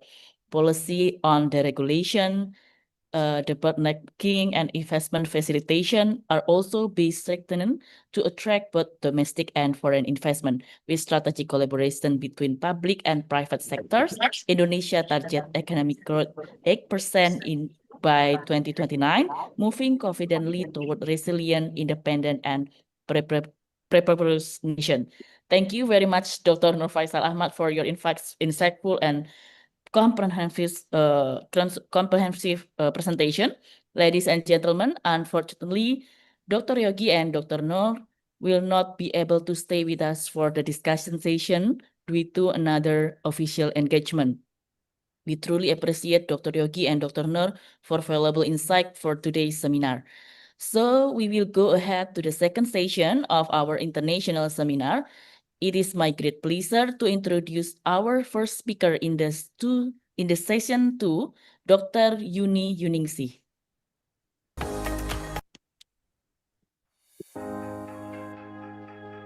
Dr. Uni Yuningsih is a lecturer and researcher at Curtin University, Australia, specializing in accounting, corporate governance, and sustainability reporting. She earned her PhD in commerce from Curtin University and is a certified member of CPA Australia. Her research explores the intersections of governance, ethics, and sustainable business practices, with several publications in international journals. She's recognized for her dedication to advancing excellence in accounting education and promoting integrity and sustainability in the profession.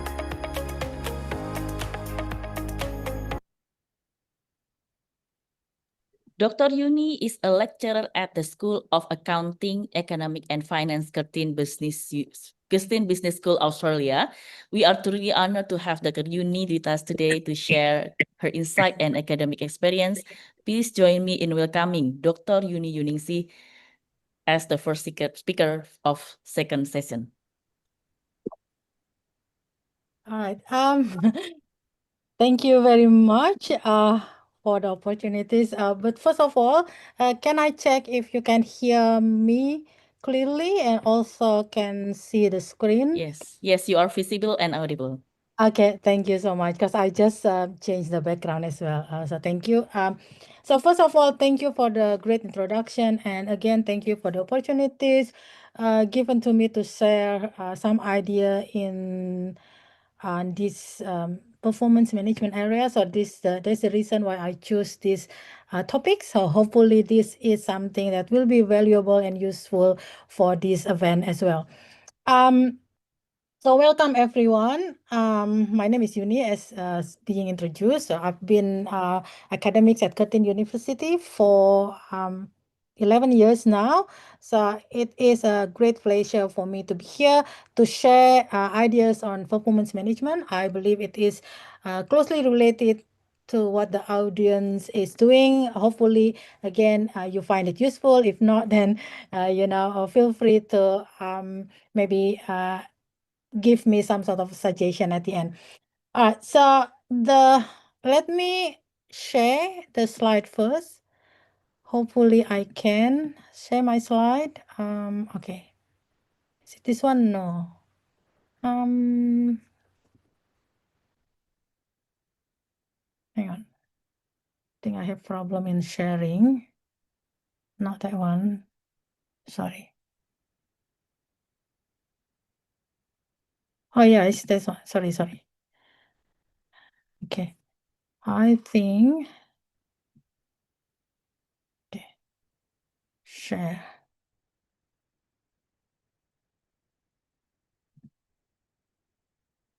Okay. Can you see my screen, my slide? Yes, doctor. Okay. I just need to, because I can't see my slide. Right now I see your desktop. Okay. Can you see my slide now? Yes, now Okay. it's visible. Okay, thank you. Because I'm using new laptop here. I'm still trying to be familiar with it. All right. So my topic will be performance management and how AI actually transform the process, but also what we need to focus on, I would like to focus on actually in this presentation, the benefits. So because we are most of organization, large corporation, they are already using it. So apparently they get some sort of benefits and then feels and experience the value of the use of AI tools in the especially performance management process. However, as we know, it is quite new things for us to adapt. Therefore, I would like to highlight some challenges as well, something that we need to be aware of when we are using it, because it is not something that the system that we set, one offset and then forget, because there are a lot of consequences, challenges, and also it could lead to a serious risk for the company or organization if we don't know how to use it responsibly, ethically, and especially when we have a lot of investment on this, um, we don't want it to be a wasted of money at the end. All right, now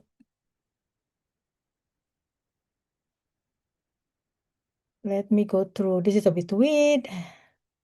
Okay, so very quickly, may I ask moderator, the audience of this event, is it combination of academic staff and student? Because I would like to customize the presentation to the... Yes, that's correctly. Yeah. Okay. All right. So very quickly, probably we go back to what we already know about performance management. So why it is important, because any organization, they have goals, they want to achieve their goals, and therefore they have to manage, they have to set the goals, monitor, and then at the end of the day, they want to make sure that they can achieve the goals. But in order to achieve the goals at the end, of course, we need to provide a lot of feedback. We need to see the progress and make corrective action before it is too late. So that's why performance management is important. However, we talk about the AI use now. So what we are trying to do is to share this idea that we are no longer using traditional model, especially when we talk about large corporation, multinational companies, government as well. Because traditionally, when we talk about performance management, what we are doing is, as a manager, they will look at the performance. They look at the targets first. They look at the performance of the employees, and at the end of the year, they look at how or whether the employees are meeting the target or not. Right? That's traditional model. So we wait until the end of the year, and then we look at the report, we evaluate the report, and then we meet with our employees or lower level managers to see, what's going on, why you haven't achieved what you're supposed to be achieving, and so forth. However, with AI tools, that traditional methods, I'm not saying it is not useful for some situation, for smaller companies with less complex activities, because providing continuous real-time feedback could be expensive. So a yearly review could also be useful for in a certain situation for different contexts. However, if we talk about large corporation, the government activities, large organization, having yearly evaluation, employee evaluation will not be sufficient, especially with the what is happening in the business environment, the changes in the technology, changes in the trend, customer preferences, for example, change of policies, or all the changes that is happening in short term would require us to actually do real-time feedback, provide real-time feedback. Therefore, with AI make it possible for us to provide real-time feedback, to monitor progress, and also even we can use the AI system to suggest prevention. If, for example, we are falling behind, it's because it has a predictive analytics, so it can predict whether we, in 3 months time whether we can achieve the targets or not. We can ask AI system to make that prediction for us. So AI will transform the traditional method of performance management to a real-time performance management. So why this matter? Again, I think I already mentioned this earlier. With performance management, we want to evaluate our performance. We want, that's number one. But more importantly, we want our performance to be better from time to time, right? So therefore, it is the same target. Whether you use traditional method, you use AI tools in your performance management process, what we want at the end of the day is to perform better, to encourage our managers, our employees to perform beyond their job description, to achieve or exceed the target. So therefore, at the end of the day, the idea here is to achieve goal congruence. So we want them to be there and help them, increase profit or, increase market share or increase all any other goals that the company has. Now, in order to achieve all the goals, the objective, of course, we need to identify how we are going to support our employees, our managers, how are we going to develop their skills and so forth. The thing with development, employees development is that these days we understand they have their own strength, they have their own weaknesses. We cannot generalize their skills. Their capabilities, competencies are different. Therefore, with the training, with providing more knowledge to them, it should be customized based on their own needs. So therefore, identifying the development needs of employees, managers are very important. And if you use AI tool will make it this process more efficient and more effective. Data for decision making, performance management. Why we evaluate our managers' performance, our employees' performance? Because we want to give something in return, right? If they perform better, to motivate all of employees to work harder, we have to give example.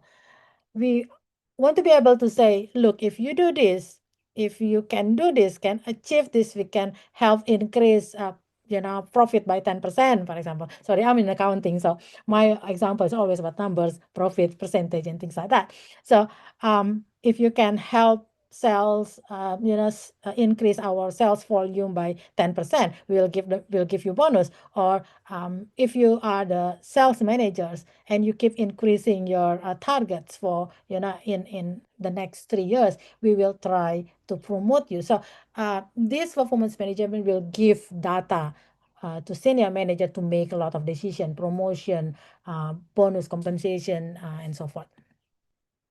Now, let's talk about AI tools.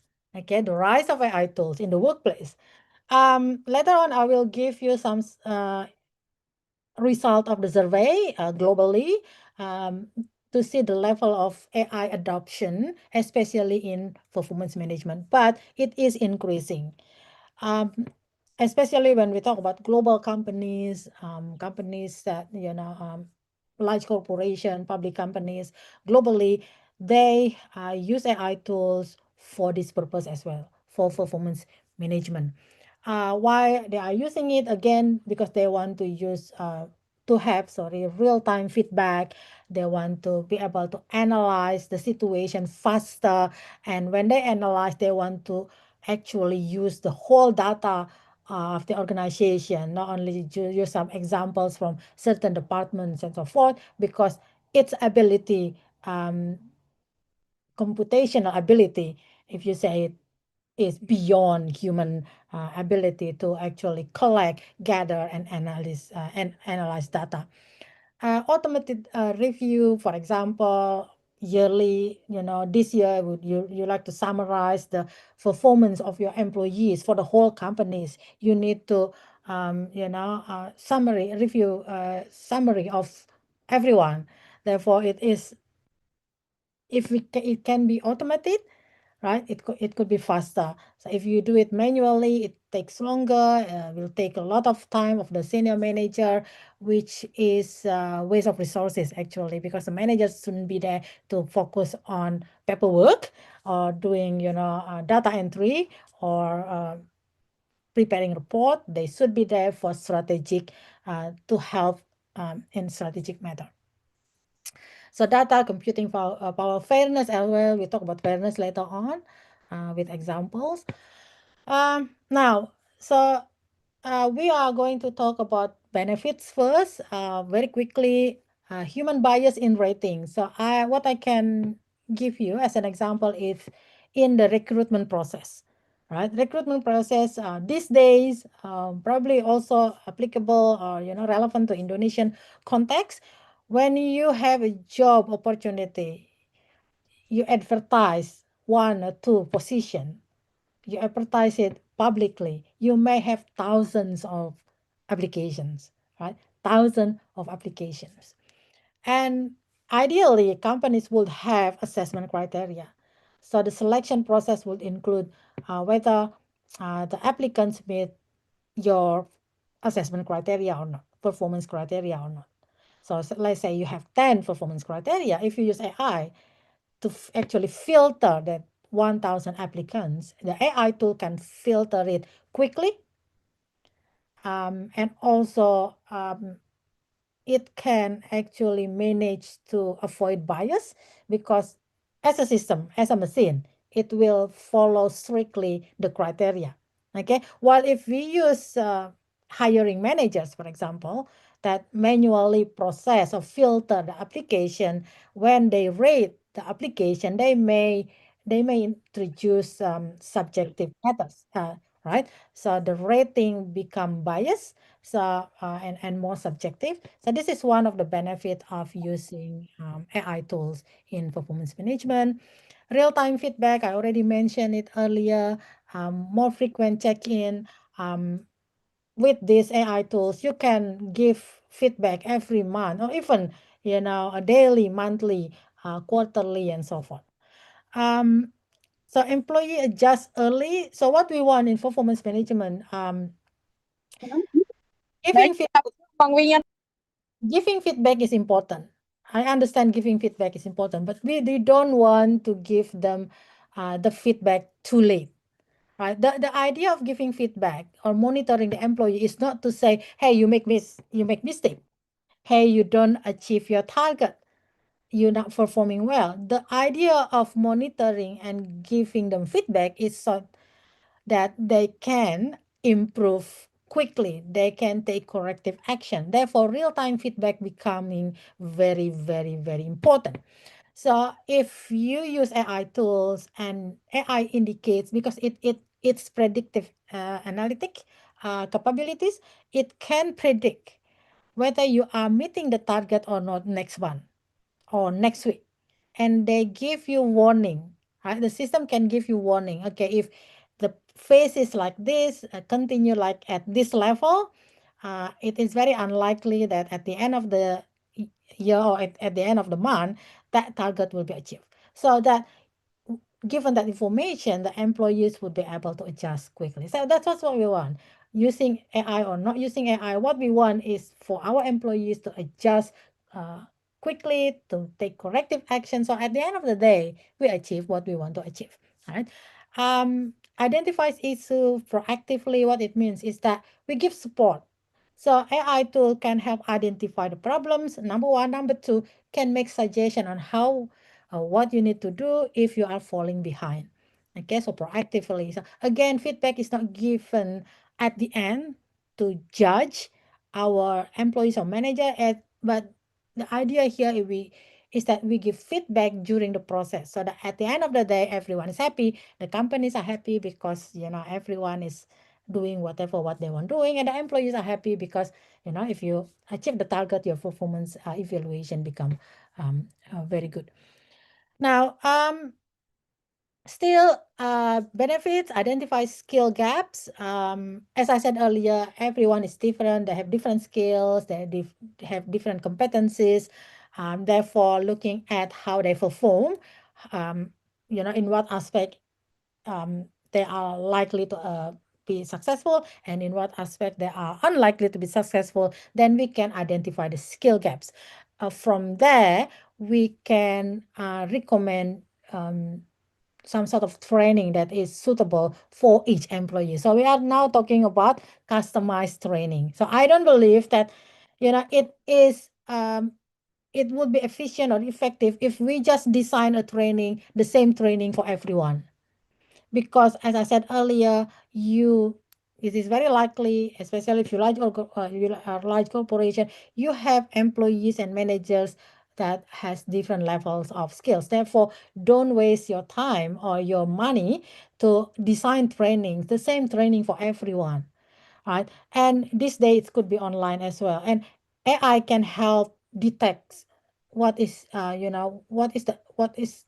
development you need to actually have in order to improve your work, and for example, you have different tasks, right? So in my teaching, for example, we always, Curtin always asks us to meet this certain target. So target to mark, target to provide, a unit outline, target to finish all the marking, target to come up with design, a good curriculum for new unit, things like that. And they always give us reminder. Look, this deadline need to be met by, so for example, next week, on Monday, right? So they keep remind us that this has to be done, even though it's still not, due yet, but they, few days before, they always give us reminder. And in the reminder, they usually, the system give us, this is the video on how, especially when they introduce new system, for example, new system in designing unit outline, new system in extracting the mark, for example, in terms of, finalizing the mark and send it to the central. So if they introduce new system, there are a lot of videos after, in the email, the reminder email. So they remind us, it will be due in 2 days or 3 days, and here are the videos on how to do it. So, usually they have 5, 6, 10 videos. I don't click on all of them because I know, oh, I know this part, I know that part, I know this part. I just need to see the video of this part because this is totally new, or I forget about it. I saw it last time and I still don't know how to do it. So training this day could be as simple as that. But the idea here is to identify first what is the likely problems your employees or your manager is facing, and then make sure that the system, the training model are in there to help them develop. Okay, that's a micro learning that we have also at Curtin. I already mentioned this about automate. What time do I have until, moderator? Sorry, before I continue. Okay, just remind me later. So automate admin task. As I said earlier, I think we already mentioned it. All administrative tasks, paperwork, something that it can be easily replaced by the tools. We just give it to the tool, but that doesn't mean then we just take 100% of the outcome. So what we are doing here. So for example, when we ask the AI tool to provide us with review summary, right, for our employees or managers for the whole year, for example, we can just ask AI tool to do that. However, once we get the outcomes, the output from the AI, that doesn't mean we take it as is 100%, right? So later on, we'll talk about the human judgment, how we as human, we are smart human being, how we are also needed in the process. Okay, so however, if we delegate some of the administrative tasks to AI, so what it means is that managers can function better, instead of doing little things, making little decision, routine decision. They can focus on strategic thinking, or engage with employees, because AI tools can give ideas on how to develop, how to upskill, all the suggestion to the employees, but it would be a different message delivered to employees if the managers are actually engaged with the employees on that matter. Predictive analysis, I already mentioned that before. Planning as well, high potential employees. Again, we can identify, as I said earlier, which employees are likely to achieve it or which employees are unlikely to achieve that. Okay, so that's the AI can help us identify that, so you can take some sort of or make decision and take some corrective action or make suggestion on how to actually develop or make the performance management process better. Now, moving on to the challenge, this is quite generic challenge when we use AI tools, not only in performance management, data, and privacy risk. With AI tools, it tends to require a lot of data. So you may, in performance management, you need to enter as an input a lot of information about your employees.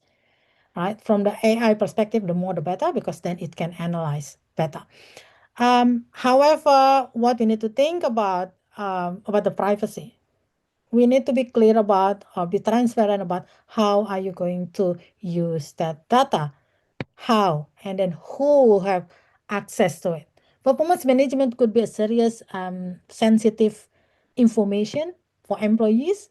Okay, so I don't think we can give access to everyone easily. It should be only authorized person can access it. How are we going to store it?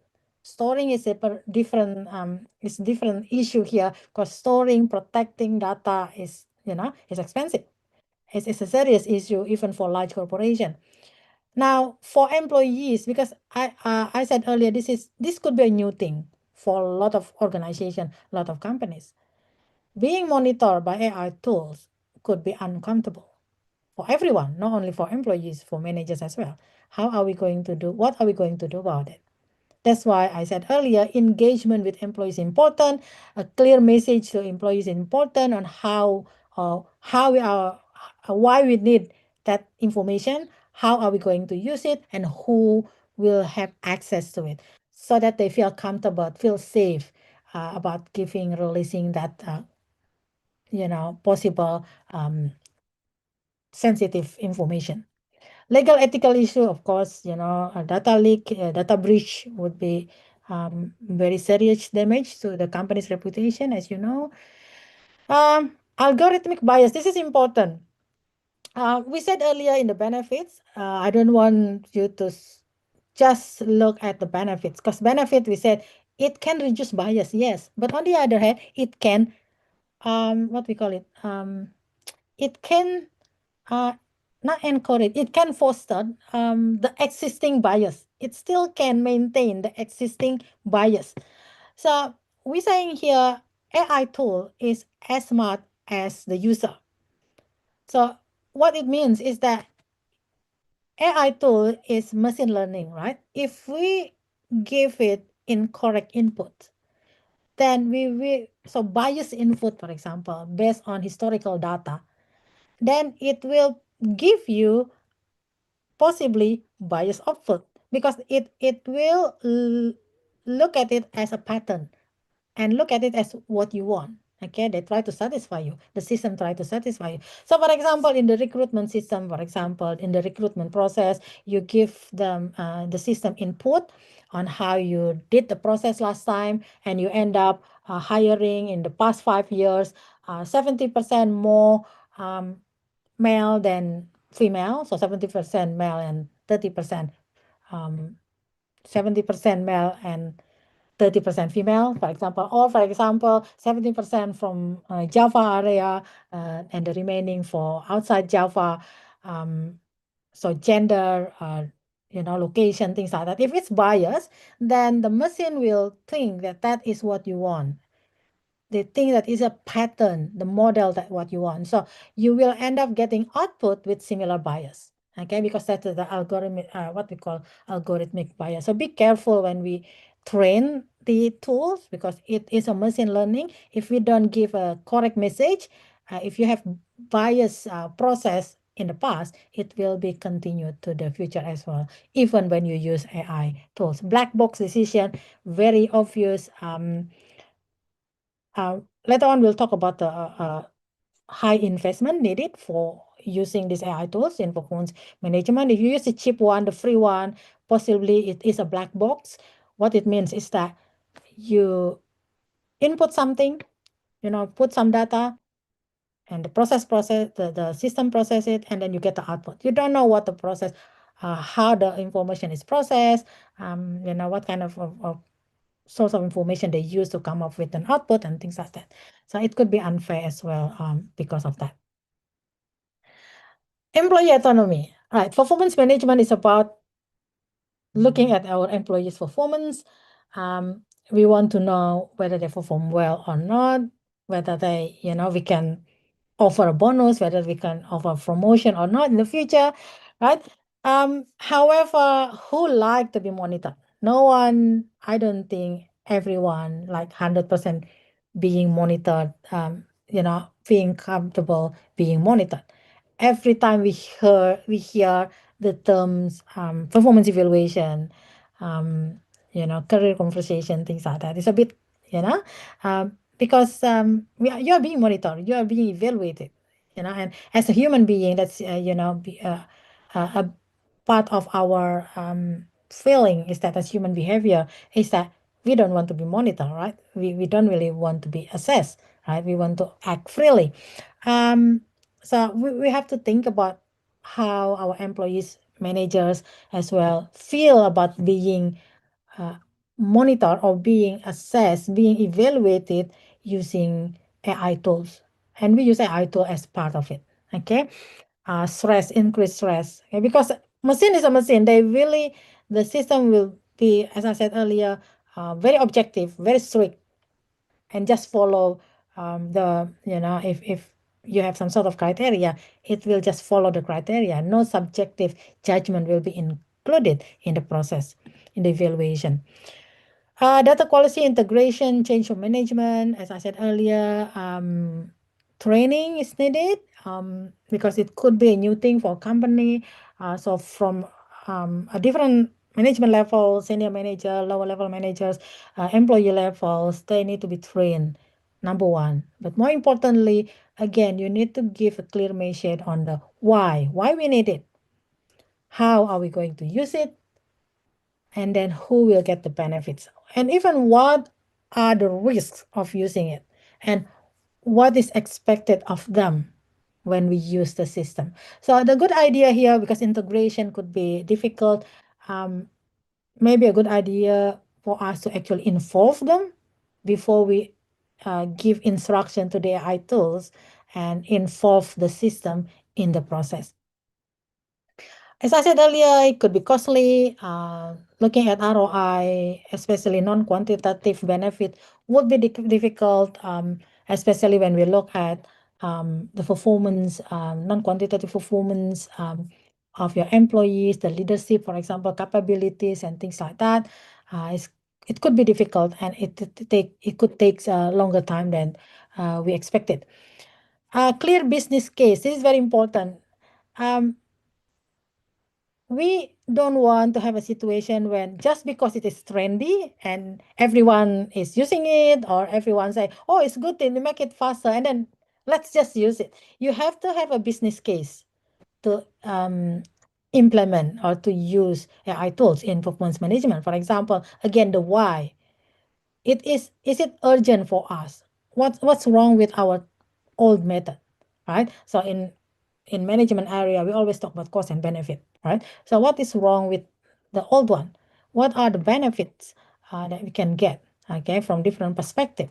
And then how, the behavioral implication of it, how people would react to it. Okay, the investment and how, the return can be measured, right? So there's a lot of work to be done before we actually, purchase, use this tool.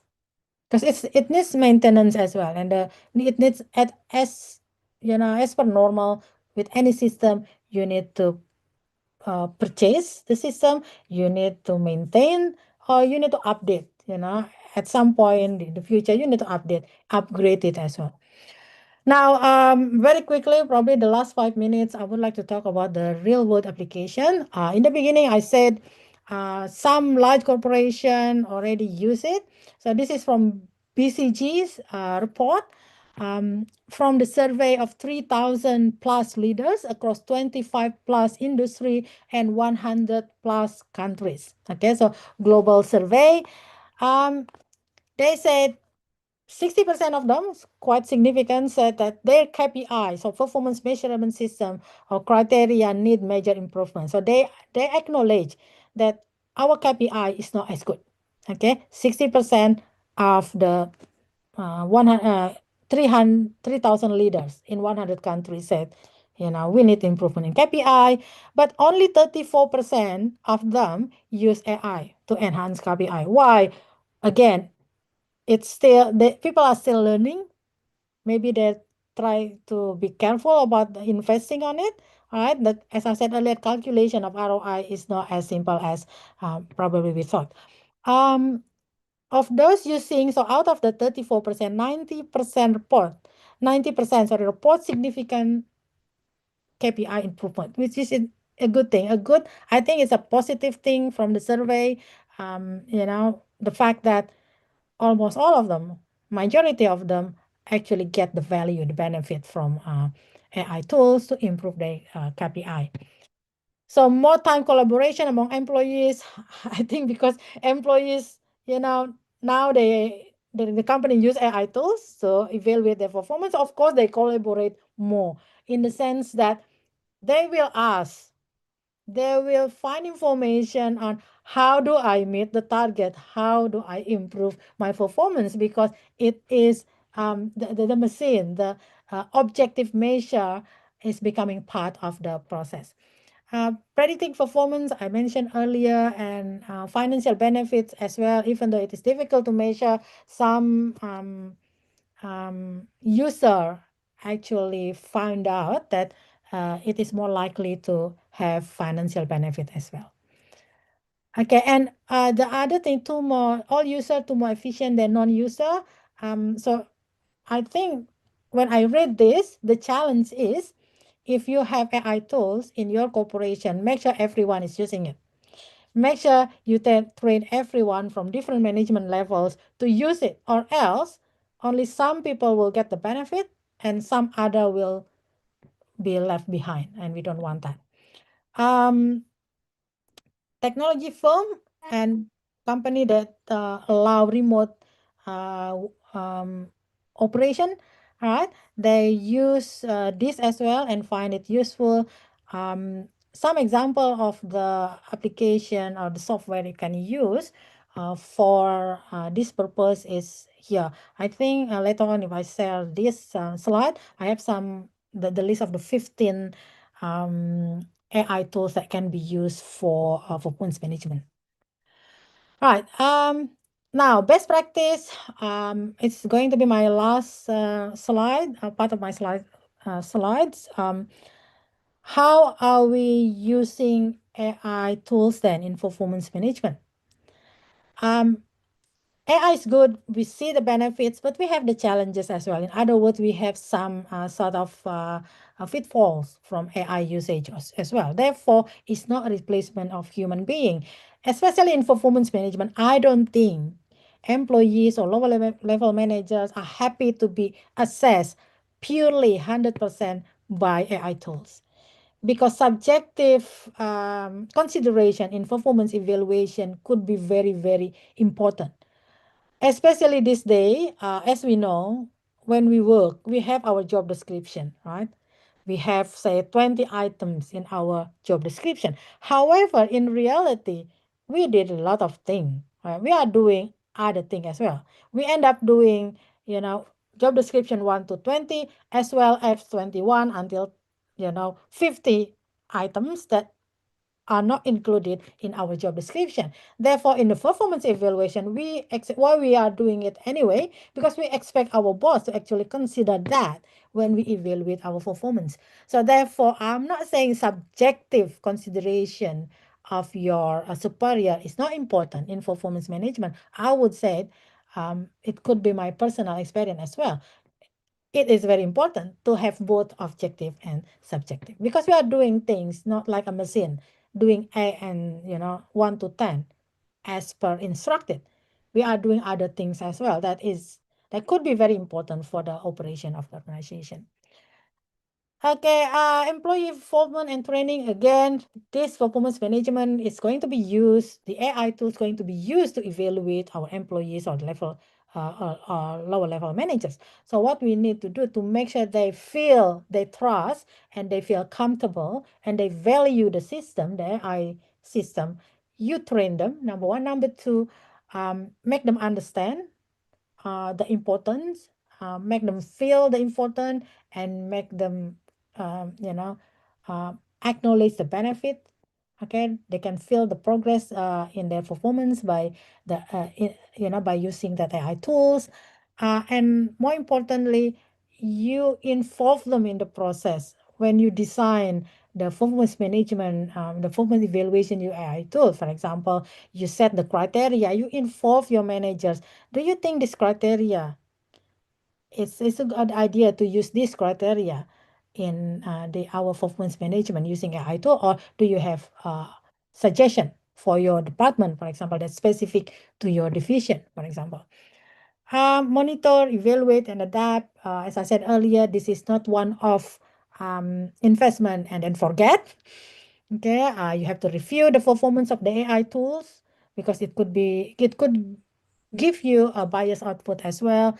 Track the perception of the employees, how do they feel from time to time. Okay, learning also, you need to learn from their experience and get their ideas, take suggestion from your employees to actually improve the performance of your AI tools.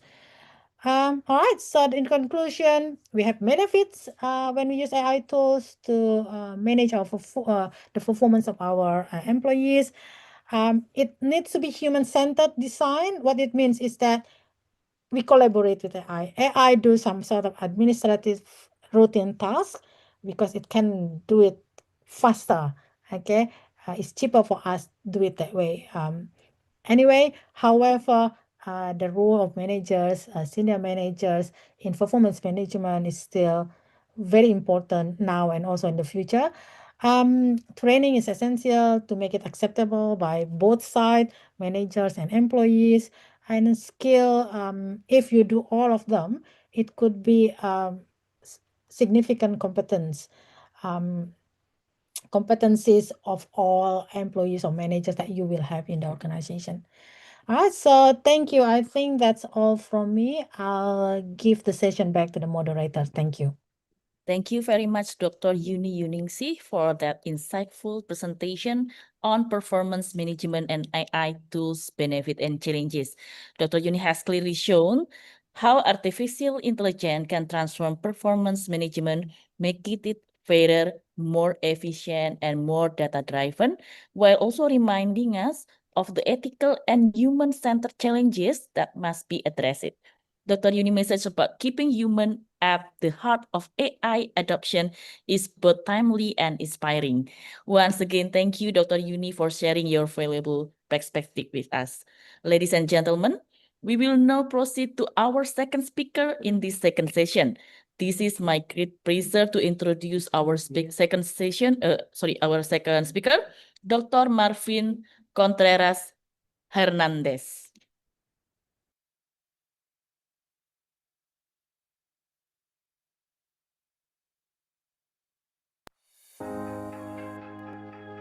Dr. Marvin C. Hernandez is an academic specializing in business administration and human resource management.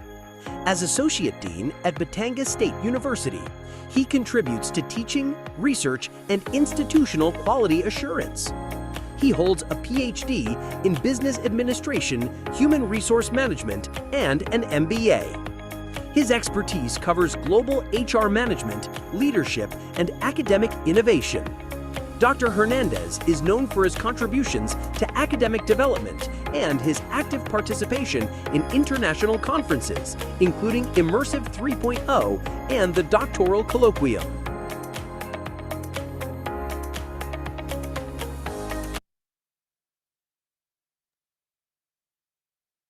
Dr. Marvin Contreras Hernandez, the Associate Dean of the College of Accountancy, Business, Economic, and International Hospitality Management at Batangas State University, the National Engineering University, Philippines. We are delighted to have him here today to share his perspective and expertise.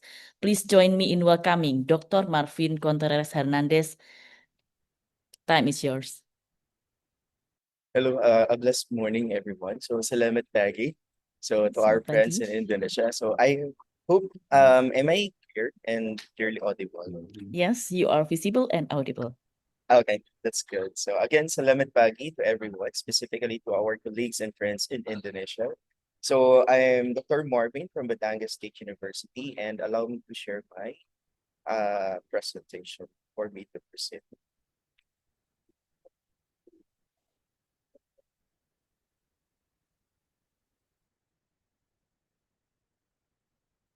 So, I hope it's clear on your end, my presentation. So specifically, my topic will be focusing on navigating global talent management and innovation at the nexus of digital technology and green energy.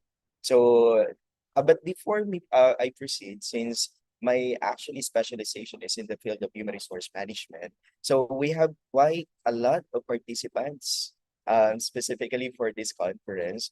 So may I ask, so this is only a very brief and very simple maybe data gathering and also to have an overview about the feelings and current status of our participants virtually. So can you give me a thumbs up if you're still feeling okay in this conference? And heart reaction if you are still really willing to continue and learn more about this conference. Oh, I've seen quite a lot of hearts. Okay, so that's a good indicator for us to continue for the conference. And this is actually a very good opportunity for both our students and international professional participants for this conference. Okay, so specifically for this topic, so imagine a future powered entirely by clean energy, seamlessly integrated, intelligently managed, and resilient against in any challenge. So this isn't only a science fiction. So it is the future being built right now at the critical intersection of digital technology as well as green economy. So in this section, so specifically for decades, green energy and digital technology have evolved largely in parallel. However, so as we can see, we have reached a digital pivotal moment where their destinies are intricately linked, where digitalization is no longer just an enabler for green energy. So it has also becoming an intrinsic, inseparable component driving unprecedented levels of efficiency, scalability, and resilience. This nexus is crucial because as the climate crisis intensifies and the demand for energy security grows, our ability to transition to a sustainable energy future hinges on our capacity to leverage advanced digital tools. Earlier, it was also mentioned by our first feature speaker about the huge discrepancy as regards to the price of electricity that we have in the ASEAN region. So that is also quite alarming if we're talking about sustainable and green economy. So the economic opportunities within this convergence are also immense, creating new markets and driving innovation across different sectors. For today, so I would like to specifically share with you the following objectives that we would like to explore.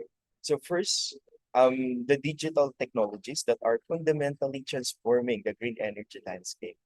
Then we will be delving deeper on the discussion about the mutualistic nature of this relationship, how digital technology optimizes green energy systems, and crucially, how green energy is becoming essential to sustainably power our increasing digital world.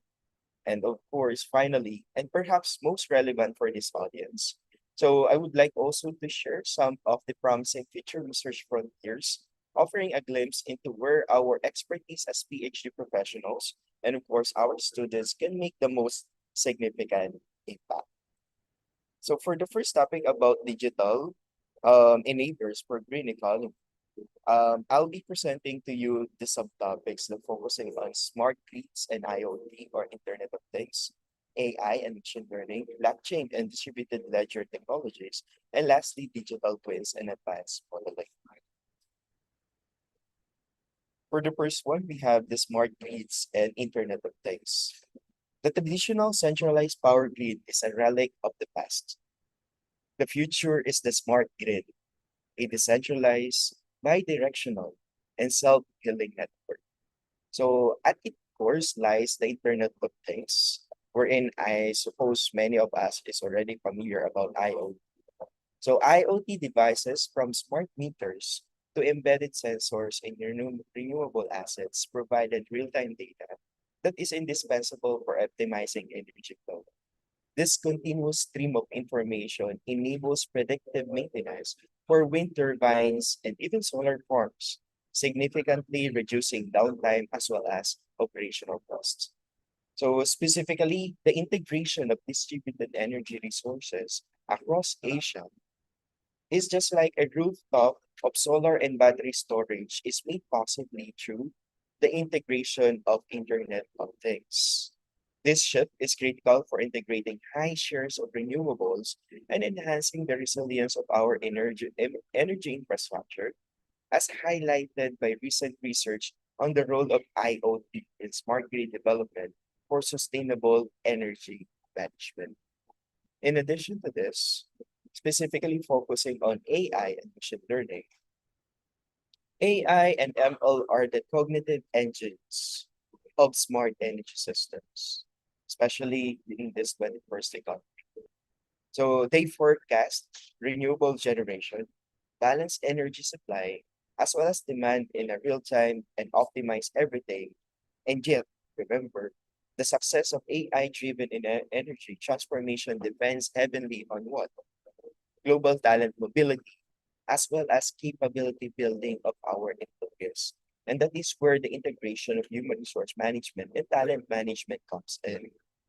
As you can see here in the picture, developing AI specialists with contextual understanding of energy markets across region is essential, which also includes the areas of work culture and career, organization, methods and tools, even the work setups. Specifically, we're talking about the ergonomics, compliance to different labor standards across Asia, upskilling and reskilling our employees, which is really very vital now if we're talking about flexibility of our employees. And of course, that all boils down to mobility tips. Now, moving on to blockchain and distributed ledger technologies. These particular items enhance transparency, security, and even decentralization in the green energy sector. From peer-to-peer trading to renewable certification and carbon credit verification. However, this is the challenge. Scaling such systems requires globally networked professionals, which are considered as skilled in both digital finance and energy policy. And that is where talent management plays into action. Specifically, so strategies must therefore emphasize cross-border recruitment, multicultural team coordination, and continuous digital literacy. So, of which primarily when it comes to partnerships within different organizations, I suppose this is one of the topmost priority that we are implementing. Reaching digital equity and environmental stewardships on a global scale. And of course, moving on to the fourth one, in digital enablers for green economy, is now focusing on digital twins and advanced modeling. This particularly refers to the advanced modeling technologies, wherein it creates dynamic virtual replicas of physical assets, enabling predictive analysis and operational optimization across renewable infrastructures. That is where data analytics comes in, wherein I suppose whenever we conduct, we have the so-called decision-making process. both for management and non-managerial decision making. So data analytics is very important. In global talent management, this particularly ensures that such expertise is mobilized, shared, and even developed through international research collaborations, remote technical teams, and continuous learning platforms. This aligning digital with innovation with talent strategies as well as organizations can enhance research and development efficiency and even foster multicultural innovation networks and thereby sustain competitiveness at the intersection of both digital technology as well as the green energy transformation. Before, we only term this as green human resource management as the basic component of HR, but now it already evolved to the essence of green energy transformation, wherein it encompasses various aspects. And I suppose talent management is only one of the many aspects that is actually covered by the green energy and green transformation as well.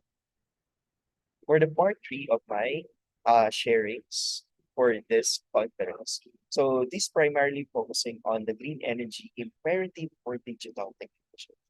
So what are the most important things that we have to consider? First, of course, we have to empower digital sustainability or powering digital sustainability, and of course, the circular economy and resource efficiency. For the first one, so while digital technology enabled breakthroughs in green energy, it can still be considered as one of the major aspects when it comes to digital sustainability. So sustainability as well as when it comes to talent management, as you can see here in the picture, so this primarily also aligned to the ESG principles.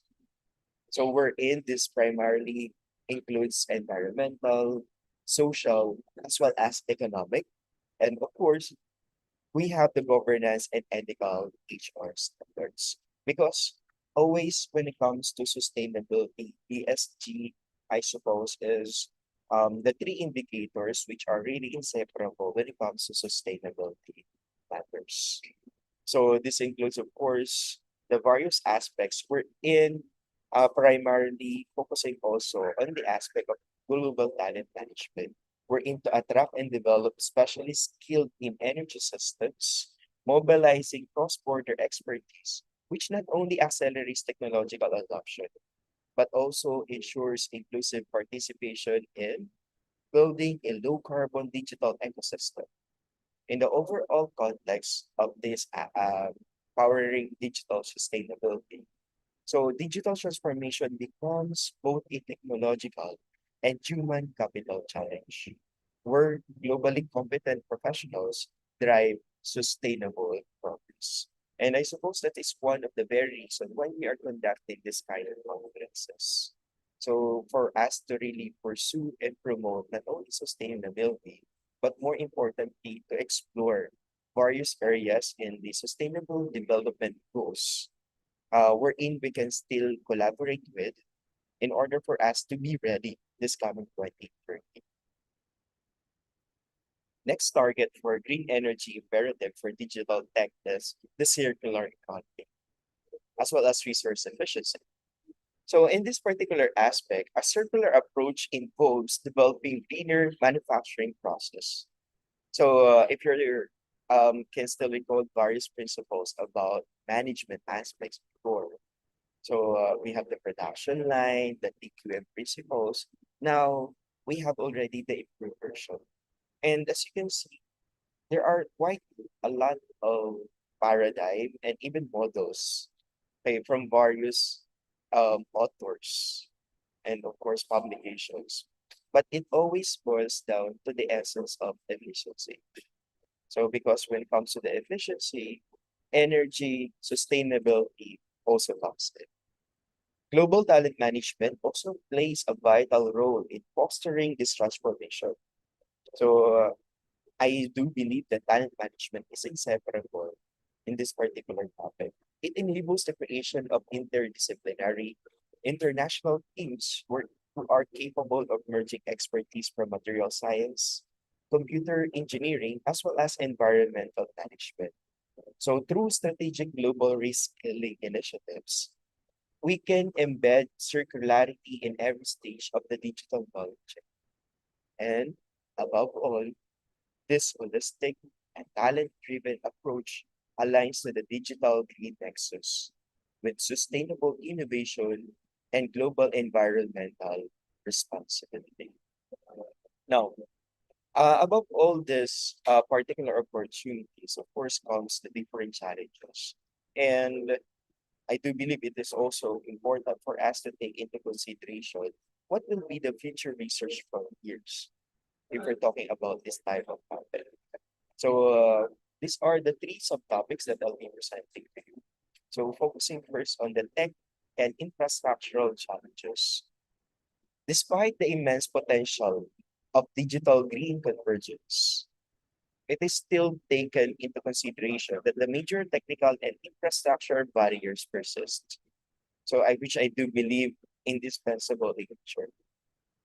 One pressing challenge is interoperability and standardization, wherein cybersecurity and data governance have also emerged as global priorities.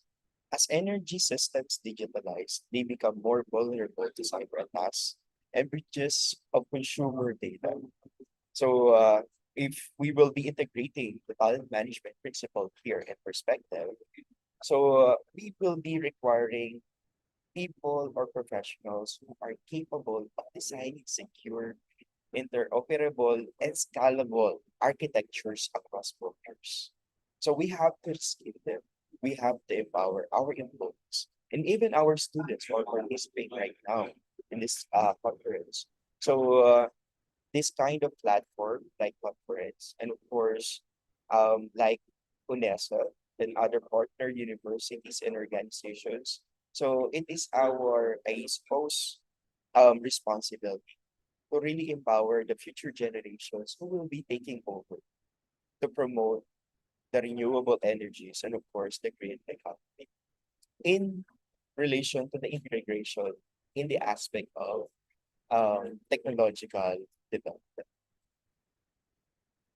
Next item is we have the economic and policy changes. So economically attracting sufficient investment and funding for innovative green digital solutions remains a significant hurdle. Why? I suppose it's not only in the case of the Philippines, but also in other countries in Asia or Southeast Asia.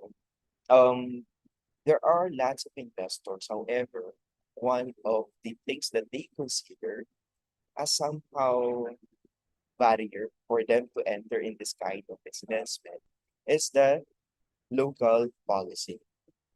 Especially now, if I may share, of course, I do believe many of you are already familiar with the case of the Philippines. So we really currently facing right now, I suppose, a national challenge as regards to how the government properly utilizing our funds, especially in the aspect of uh, physical development or infrastructure development in our country. So wherein there's a significant data that represents that these are mismanaged. The taxes of the people are mismanaged. That's the reason why we have quite a very interesting and at the same time very intriguing topic. Wherein, of course, we can actually utilize research. Okay? So we can actually utilize research, particularly to solve this kind of issues and concerns that we have in the economy. Next item here is, so these are some of the areas that we can explore with. If we're talking about things that we can actually cover if we will be focusing on the topic being discussed currently in this conference.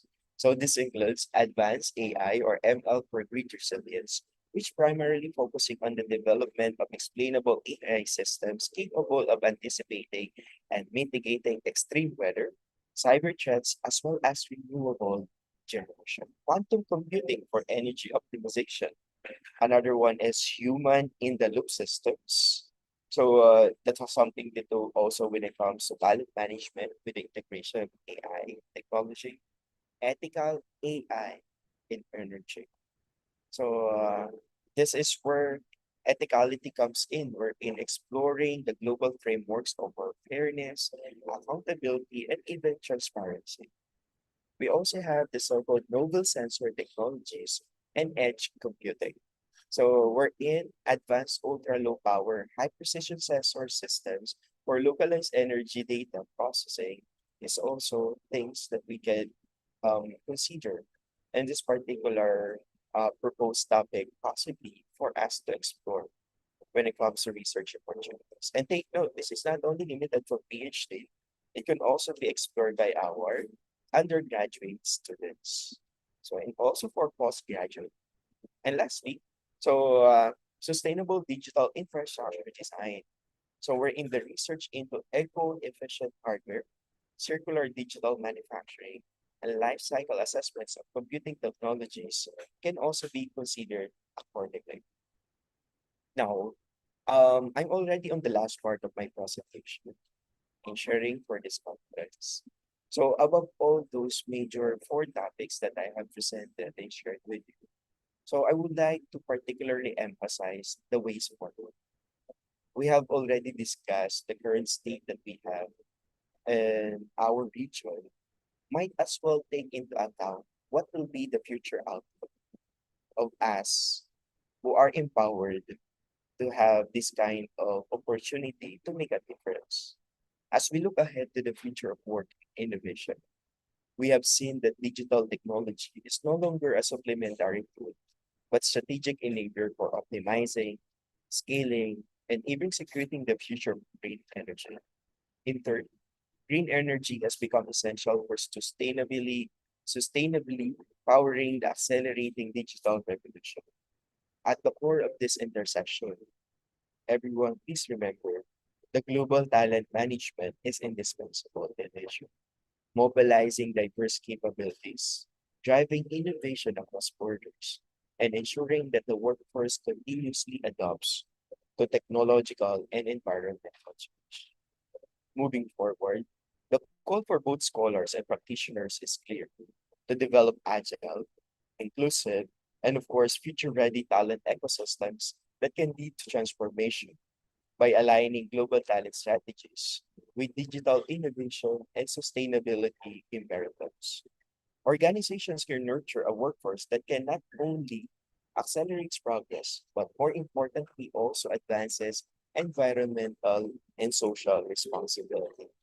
I suppose those are that is actually major part of your particularly the pillars, not only research, instruction, but more importantly also community involvement or the so-called uh, community partnerships. So together, these interconnected forces define the next frontier of intelligent, sustainable, and human-centered growth in the global economy. So at this point, I would like to again greet everyone. Salamat pagi, good morning. Maraming salamat from the Philippines.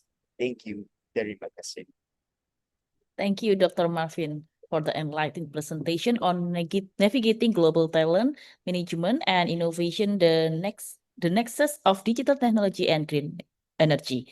Dr. Marvin showed how digital technologies such as smart grid, artificial intelligence, blockchain, and digital twins are reshaping the green energy landscape. Dr. Marvin also reminded us that technology accelerates green energy becomes essential to power this digital transformation responsibly. Most importantly, he also emphasized the role of global talent management in building interdisciplinary sustainability-driven teams that can bridge innovation across borders. His message is clear. By aligning digital innovation with environmental and human-centered value, we can lead the next wave of sustainable global world. Once again, thank you, Dr. Marvin, for your visionary insight. Ladies and gentlemen, we have now reached the final speaker of our second session. It is my pleasure to introduce Ms. Yasmin Nasri.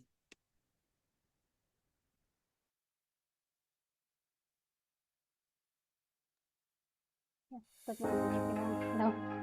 Hello. Ms. Yasmin Monastri is a marketing and sales professional specializing in digital business management and e-commerce.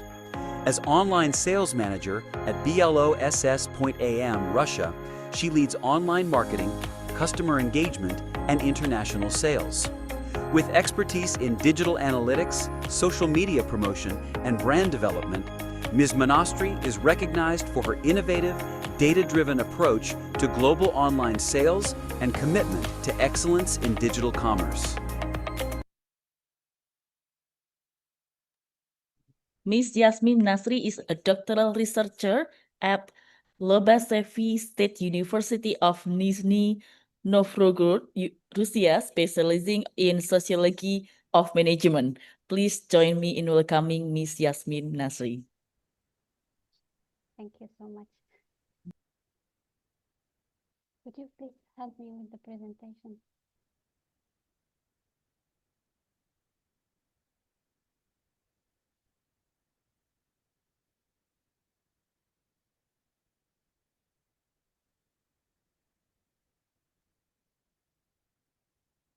Thank you.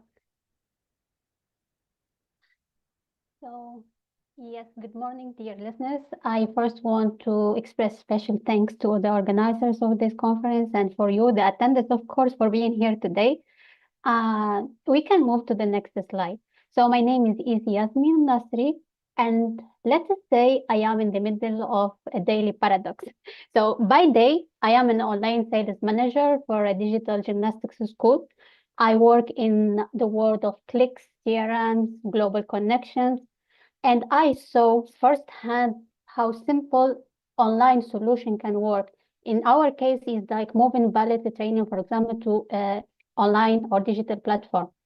I saw how a simple solution was not just a COVID stopgap, but it became a greener, more accessible, and resilient business model. It's like became the basic business model of the company till now.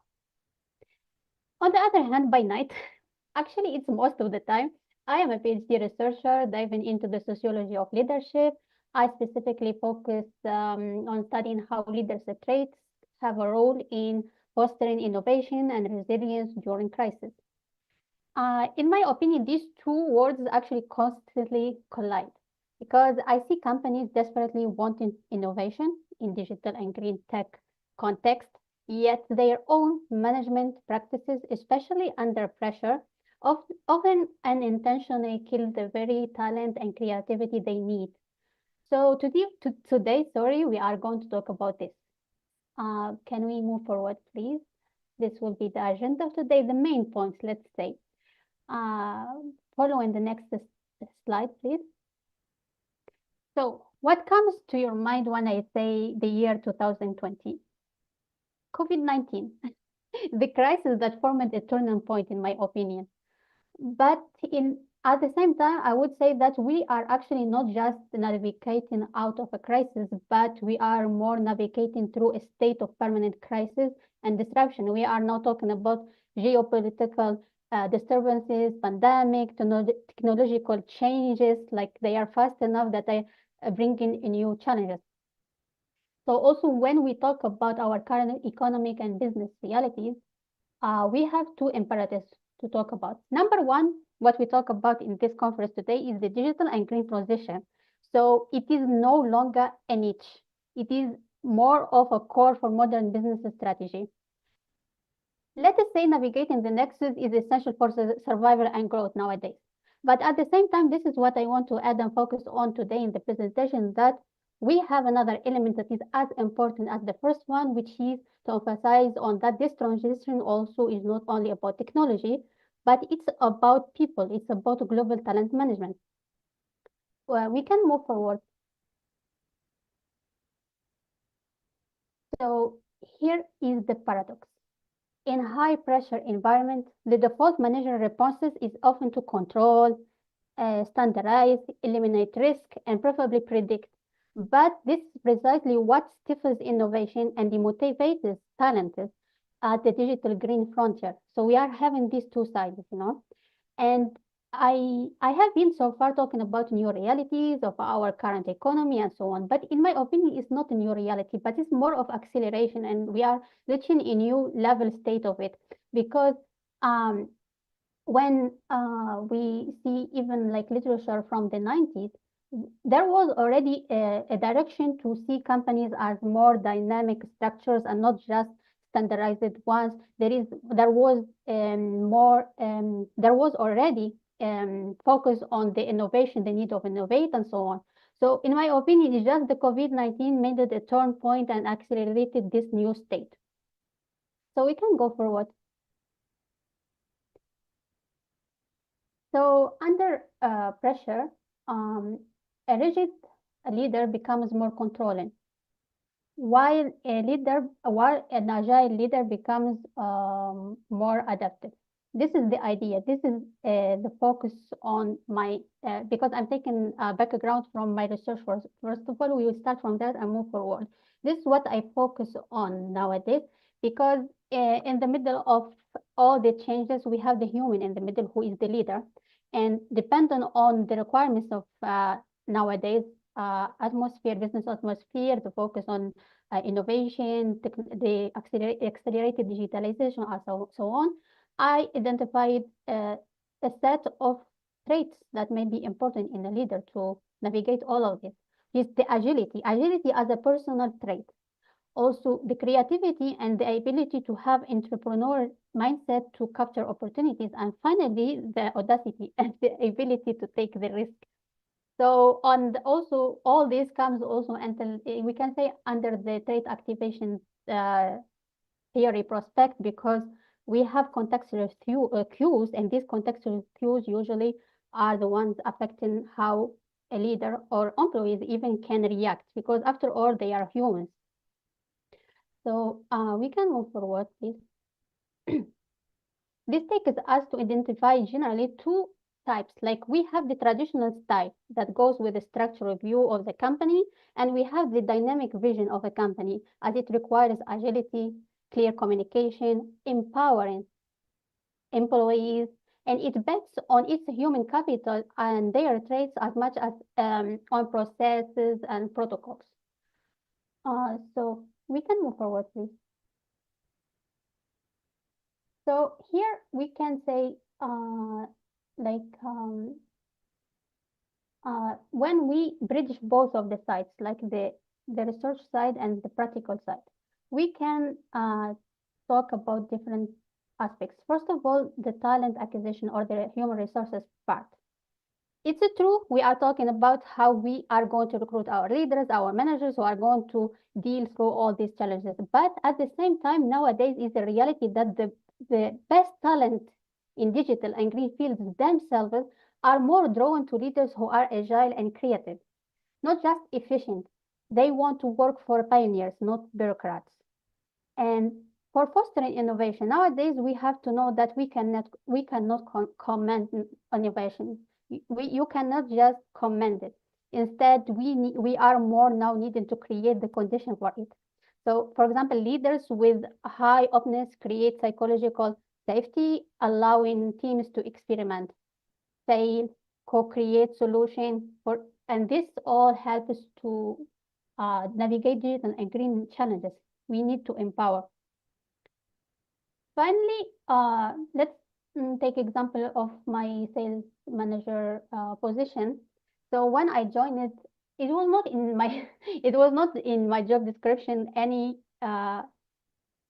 sites that I am included in the strategic position of the company or anything. But still, I saw opportunity and I shared it. I shared like I mentioned that maybe it would be very interesting for the company to navigate the Middle East market. So when we talk about this, for example, a controlling manager may have dismissed it. In the other way, generally, we are talking now in idiosyncratic leader, even in oneself, sees the opportunity and acts. And this is what we call about micro innovation. We can go forward, please. So a framework for actions, we can take four main sides, let's say. First of all, from point of view of hiring and human resource management. We need more innovative and up-to-date procedures, and also focuses. So, for example, we can use situational interviews that test for agility and creativity. I don't know, asking questions, for example, like tell me about the time or rule prevented innovation or what you did, like focusing more on other aspects not more, but we add also, and we focus on the human, not only the experiences. This goes also for the training. So, like maybe, for example, we move beyond traditional training using workshop simulators that put leaders under pressure in a safe-to-fail environment to observe and coach. And this also, talking about coaching, coaching can be a very interesting sphere to navigate either in research or in management. It's like there is more tendency towards that, especially nowadays we are talking about generational differences, accelerated digitalization, and so on. So the leader's role is moving from just leading, giving commands, and helping reaching goals. But now we talk about leader as a coach, as a trainer, as a mentor, and so on. Finally, another aspect about it would be like how we can encourage experimentation, but in a safe way. So this can be through celebrating well-reasoned failures as much as we celebrate success. So why this would encourage the risk-taking necessary for breakthroughs. And this, to sum it up, we may say that leaders must be comfortable not knowing everything and empowering their teams to find solutions. Because when we talk about the digital green nexus nowadays, it's complex. So leaders must be like okay with the idea that they may not know, and they have their followers more contributing and use like more communication style. So we can move forward, please. So here we go. The nexus of digital technology and green energy is not just like, let's say, conference theme. It is the undeniable future for our global economy, like the previous speaker already mentioned it. But as my research and experience have shown, this future isn't built on code and carbon credits alone, but it's built on human potential also. And this is very important for me. I think that we should not focus too much on digitalization and forget about that there are still humans navigating these changes, you know. Also, for too long, we have tried to unlock this 21st century potential with 20th century key, and this is not suitable because the industrial era leadership model, which prizes control, predictability, and efficiency above everything else, it is not just outdated. In my opinion, it can be even dangerous because it creates the very paradox we started with in the beginning of the presentation, which is we demand innovation. Why systemically kill it? The creativity, kill it and kill the creativity spirit it requires. But we are not powerless against this paradox. The answer is not in a new software necessary or strict policy or a new procedure. And the answer can be in the mirror. The answer is in us. It lies in deliberate, courageous shift in how we select, develop, and empower our leaders. We must move beyond looking for just competence and experience. We must start actively identifying, cultivating, and championing leaders who possess like idiosyncratic traits of agility, creativity, and of course, the ability to take the risk and go beyond. We can move forward. Yeah, I couldn't finish the presentation, of course, without having you with the broader landscape of inspiration. So the intersection of leadership, digital tech, and green energy is an incredibly rich field. So I identified several compelling directions that I believe are critical for our collective future. So I have listed a few here, but it's worth to mention that these are not topics of papers or so on, but rather directions. Due to time, we cannot discuss all, but I can mention a few. For instance, the dark side of resilience. As much resilience is a goal, is a need, and is a plus for a company, it may also have sides related to burnout, techno stress, and so on. Like, I encourage seeing things from different views. Also, we have the use of AI, and one of the speakers talked about this Today, it's two-edged sword, and this includes also its effects on creativity, for example, be it for a researcher or for the leader or for the employees. Finally, what about the micro foundations of green innovation? What are the specific leader and employee traits that actually drive sustainable outcomes beyond corporate policy? This actually reminded me of the case study of Toyota because it's very interesting. The company managed to embed sustainability not only as a goal or as a branding, but it involves all the stakeholders in the process, including suppliers and everyone. There is a whole circulation of communication in the board of directors specifically related to sustainability. I think that case is very interesting to navigate. Like they successfully combined three things: digitalization, human capital, and of course sustainability. So this was very interesting for me. I could speak for another hour for any of one of these, but for now I offer them as a springboard for like your creativity and your own curiosity. Perhaps one of these directions resonates with your work or research. Thank you so much.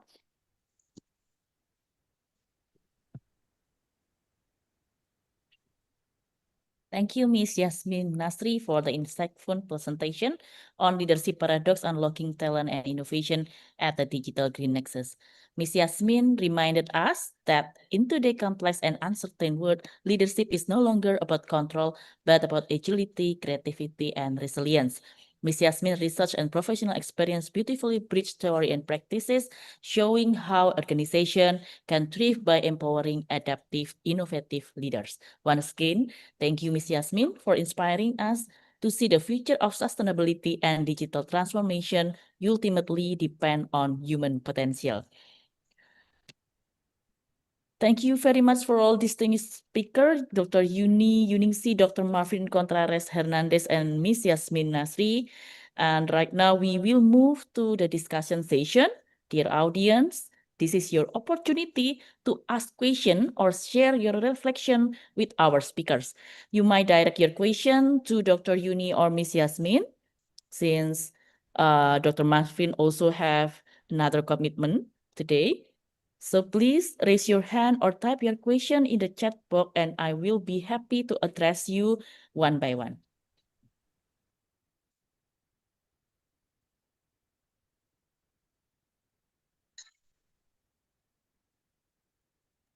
Is there any question?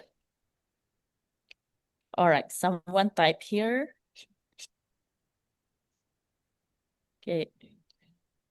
Let me read it for you. The question is from our student, Korotal Aini.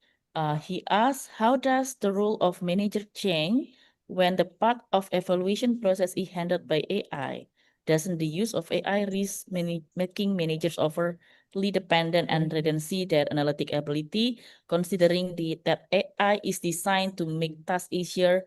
Isn't there also a danger that this confidence could make managers addicted to relying on it and less motivated to think critically or creatively? So how should AI be used to remain a healthy and effective support tools in performance management? So it should be for Dr. Yuni. Are you still here? Okay, happy to answer that question. Thank you. Really good question and relevant to my presentation. So appreciate the question. Yeah, the role of managers. So definitely AI exists to change everyone's roles, not only managers, but employees, the owner, the stakeholders, the government, so everyone. So in terms of role of managers in evaluating employees or managers' performance, of course, what we are saying here, we never want to use AI to replace the important role of the managers. However, there is a shift now in the roles of managers. If we look at it from the traditional perspective, traditionally from A to Z, manager has to look at the performance of the employees, right? How do they perform? What tasks are completed? What targets are met by the managers, including, looking at all data that, that you can put in the report from, say, day one that you hire them until the recent time. But with AI, what we are saying is all the routine tasks can be replaced by AI. So, like, for example, your sales manager, they're supposed to produce 100 units or 1,000 units per month, right? So that's the target. So we want to think about, do we want to promote the sales manager to become, a supervisor, or move it to a better or higher level managerial place?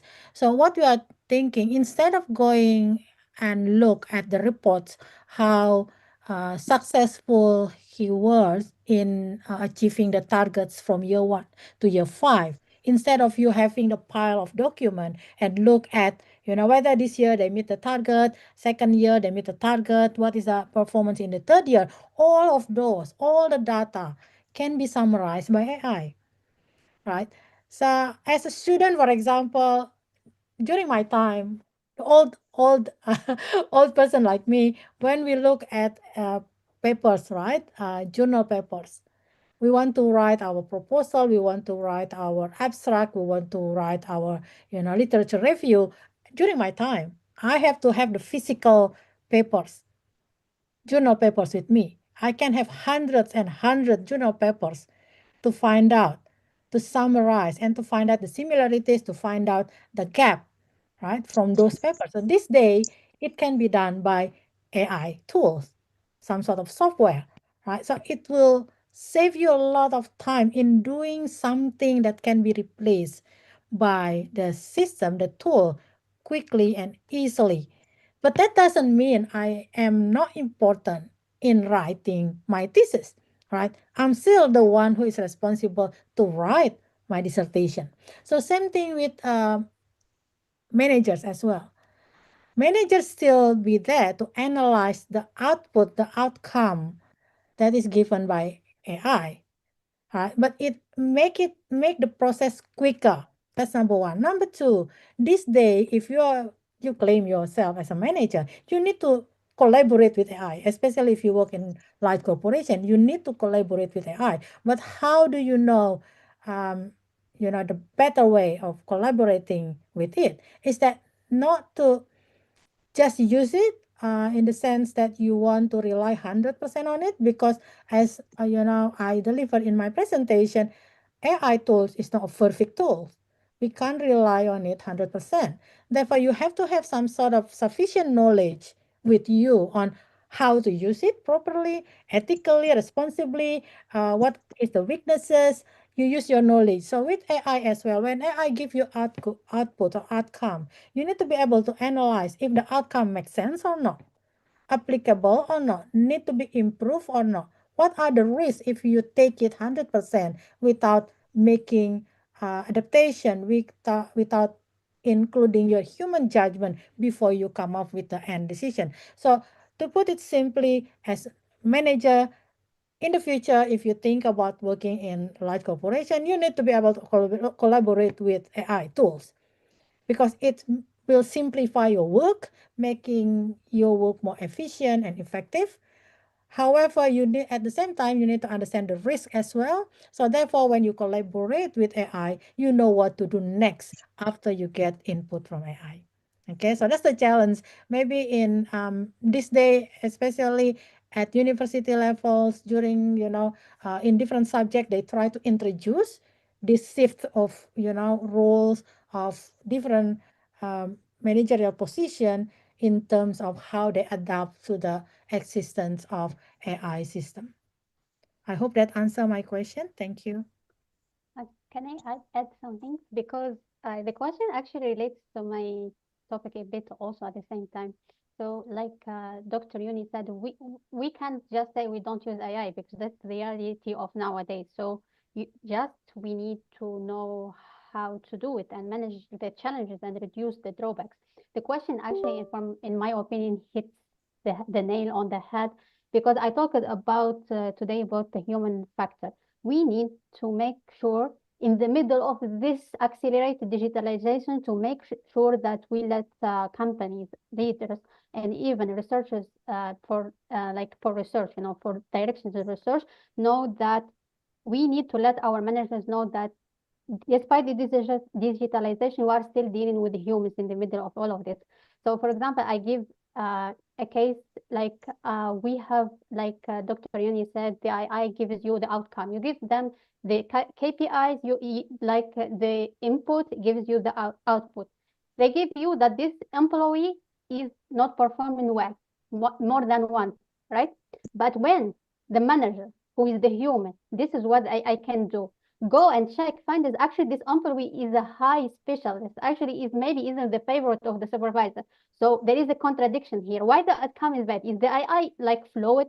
It is not necessary, because there is a case when the high performing employees, they can have a centralized network, and then the other employees go ask them, make requests, ask for their help, and then we have, this is a liability, and the performance, like it affects them. We have a burnout, and nowadays in digitalization we have more access for communication, so more of this.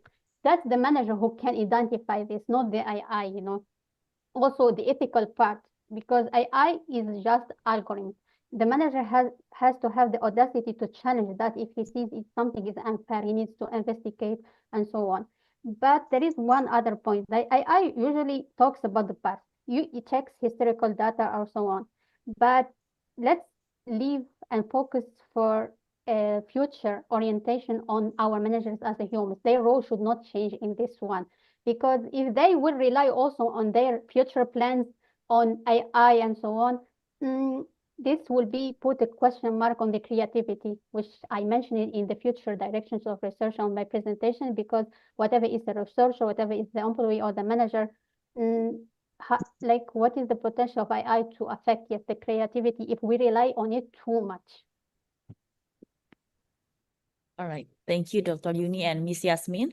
We also have another audience I want to ask. We have Nadila here. Okay, Nadila, please turn on your mic. Okay, thank you, ma'am.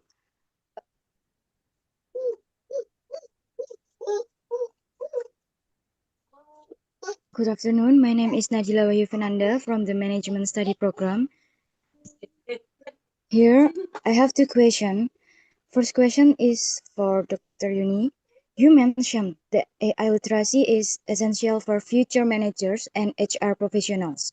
What key competencies should they develop to lead effectively in an AI integrated workplace? And my other question is for Miss Yasmin.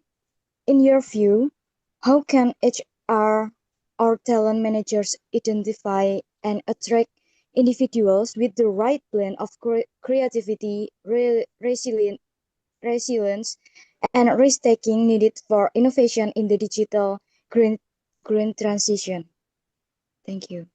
All right, thank you, Nadila. So the first question for Dr. Yuni regarding the AI literacy that is essential for future managers and HR professionals.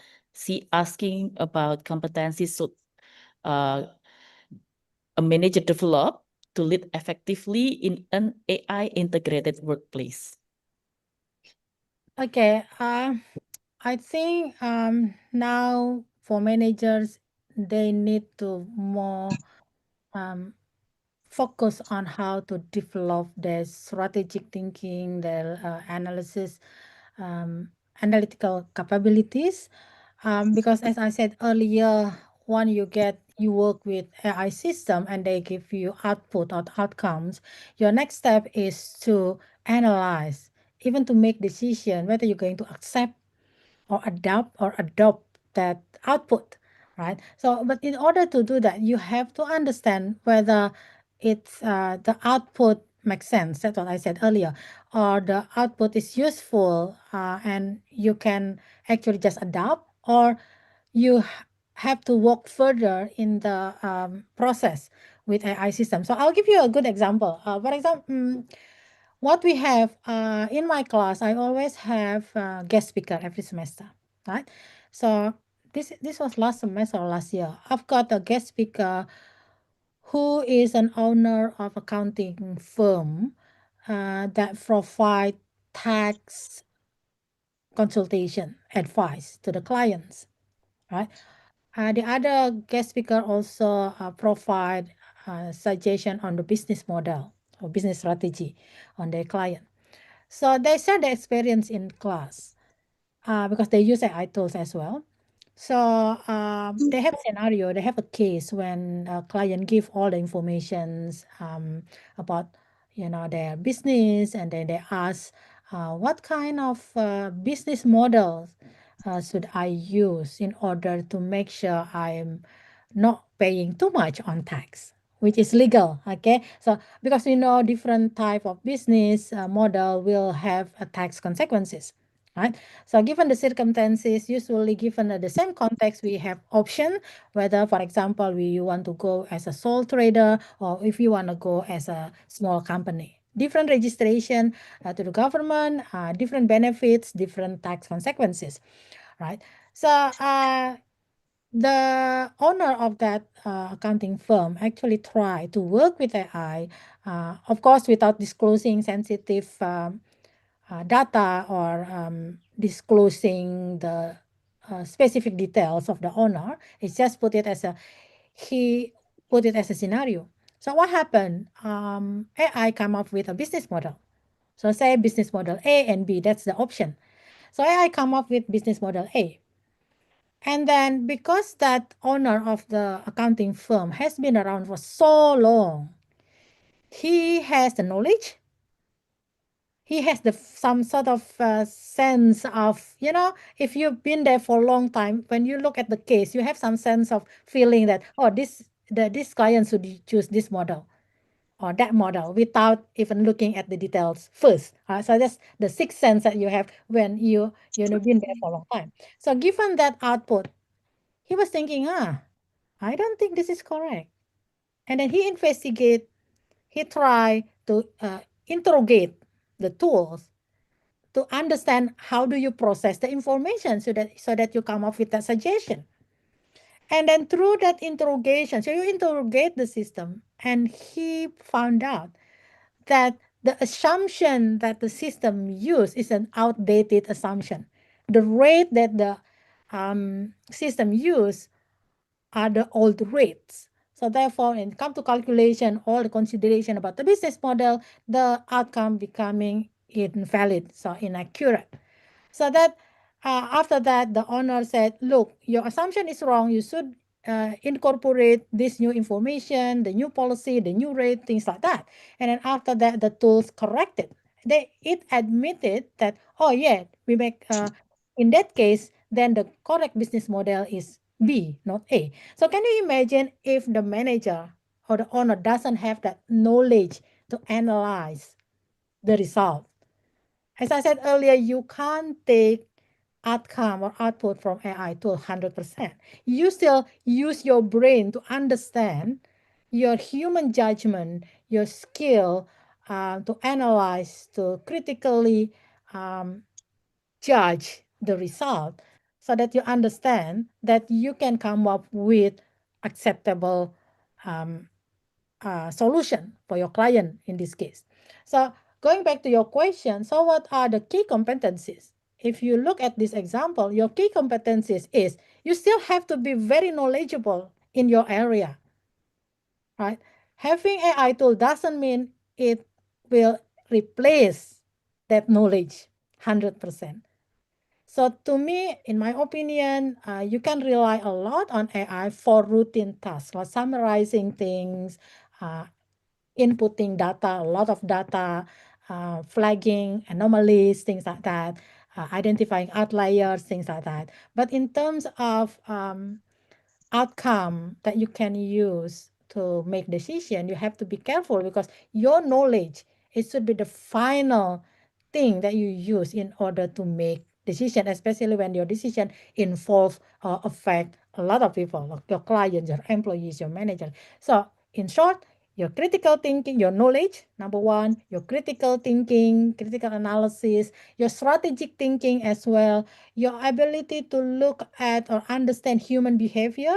In other words, how human will respond to your decision. Even though AI tools is included in the process, you have to think about how people that will be affected by the decision would react to it.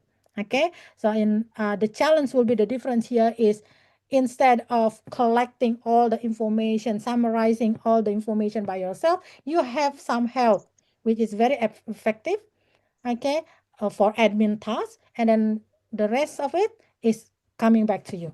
Okay, the skill should be there in order to make correct decision at the end. Okay, I think that's my answer. Hopefully that's Thank you, Dr. Yuni. All right, before I move to Kezia, there are still one question, right, for Miss Yasmin regarding HR or talent manager, how they identify and attract individual with right blend of creativity, resilience, and this tasking needed for innovation in the digital green transition. Actually, this question is impeccable because this is the challenge. Because when we deal with the humans' personality, humans traits is never something 100% sure because quantifying that is not very simple. I would start actually with we need the mindset shift.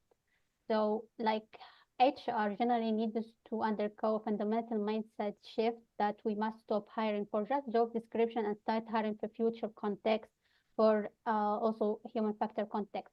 There are different sides, in the human resources process, and in hiring.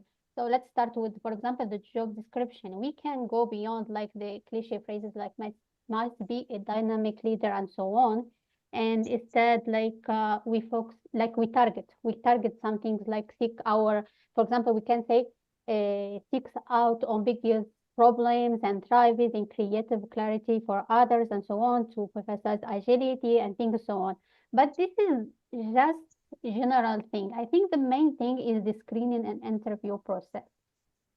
So instead, for example, of we focus on, I don't know, questions like what are your strengths and weaknesses, we can make and include targeted questions. For example, for agility, tell me about a time a key project goal changed completely midway. What did you do about it? What were your thoughts, processes, and so on?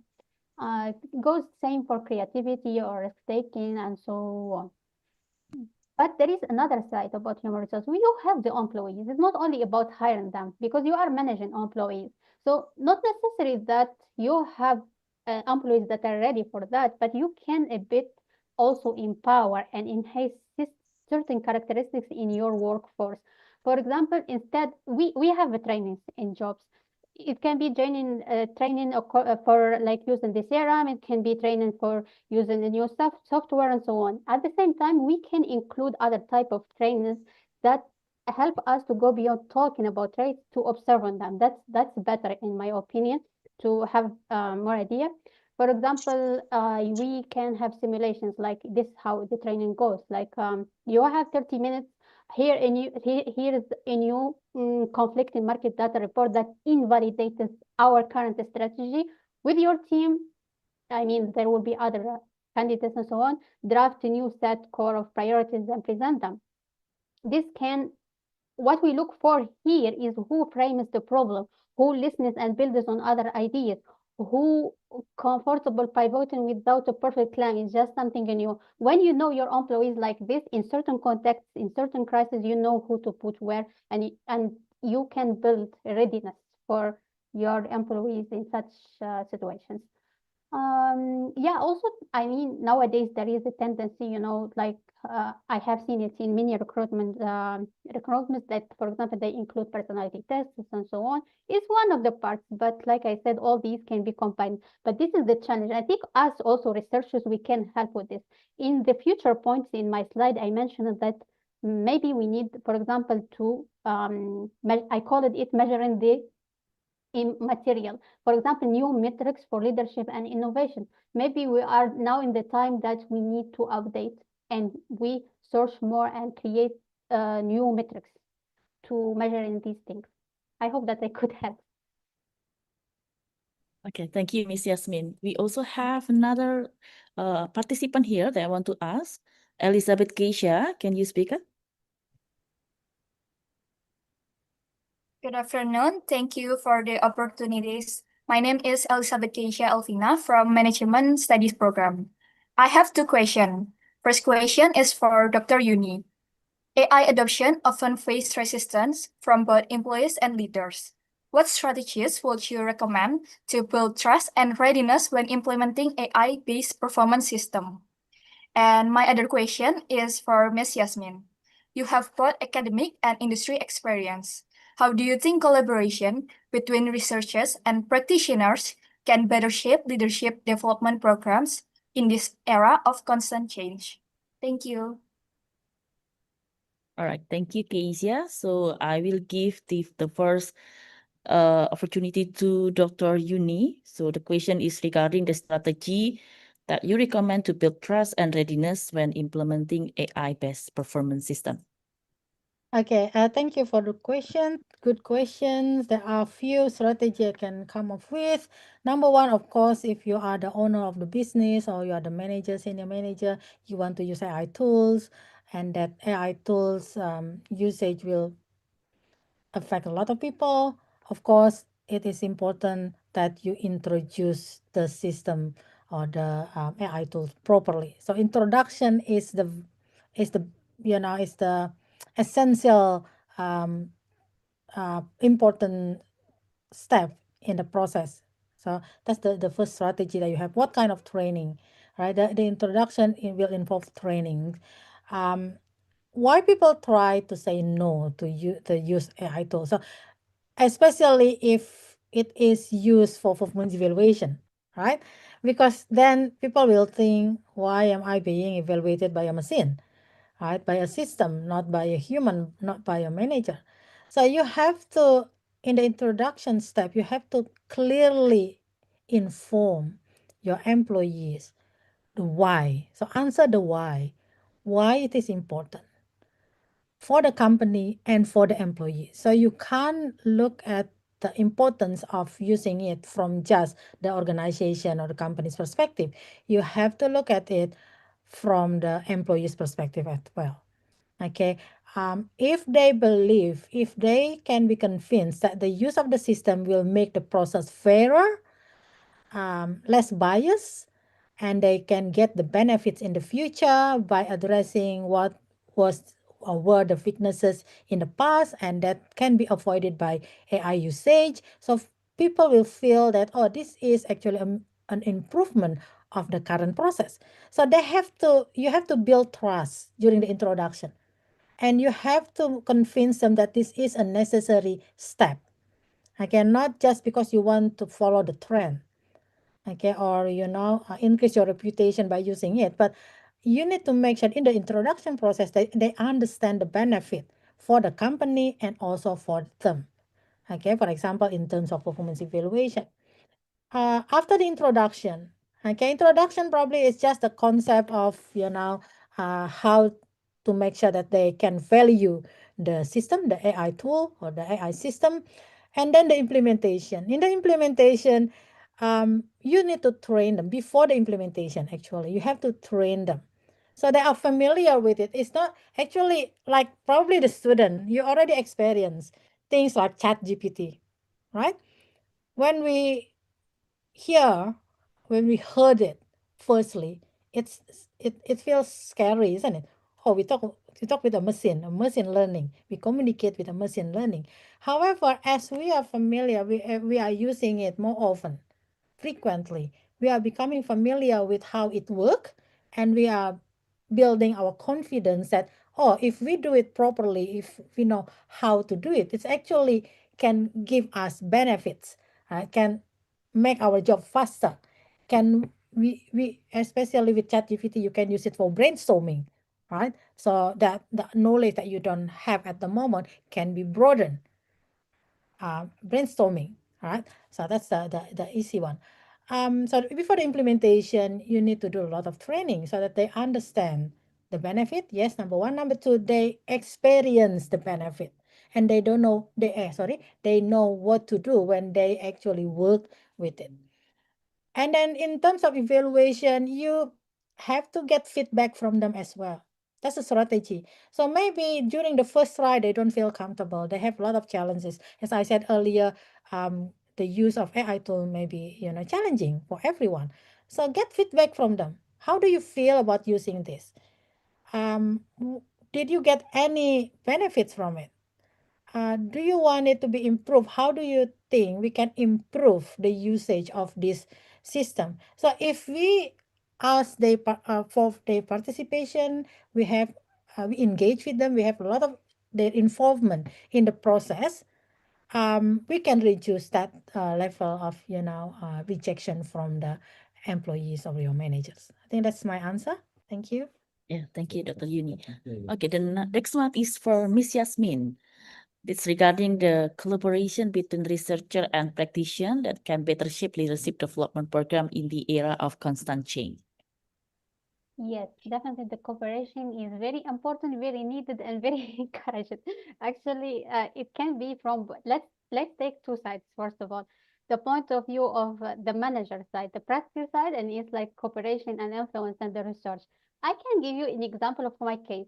In the list of future direction of research, I talked about how resilience, as much as is it good, it can be maybe has other sides like the techno stress and burnout and so on. This happened to me when I joined the company actually. So the company started registration as online registration in 2020, following the crisis of COVID-19, right? And then they rebranded it as a Blossom in 2023 and became their permanent business model. So this is resilience. So this is like resilience. They survived the crisis and they even like found another stability point, which is like their business model now. For my case, because of this and because of using the digital, like it's fully online, okay, the digitalization and so on, there was no limit of time. The manager didn't focus that, yes, it's true, we are more resilient now, we have more access, we can do, but there was work almost all over the time. Like there is like they can text you in this time, they can text you in this time.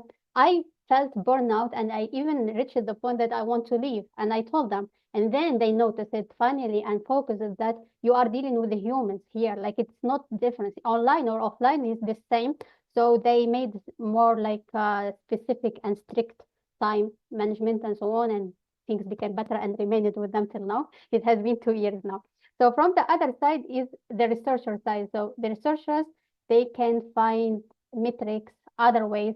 This can help managers. Actually, we can even talk about maybe, for example, companies hiring what to say, like PhD candidates or professors embedded within the company's HR. This can help like to, or strategy team, this help to study leadership in real time. And this cooperation will create and disciplinary side and it will bring more insights from point of view research and practice, because research, we talk about applied research after all, right?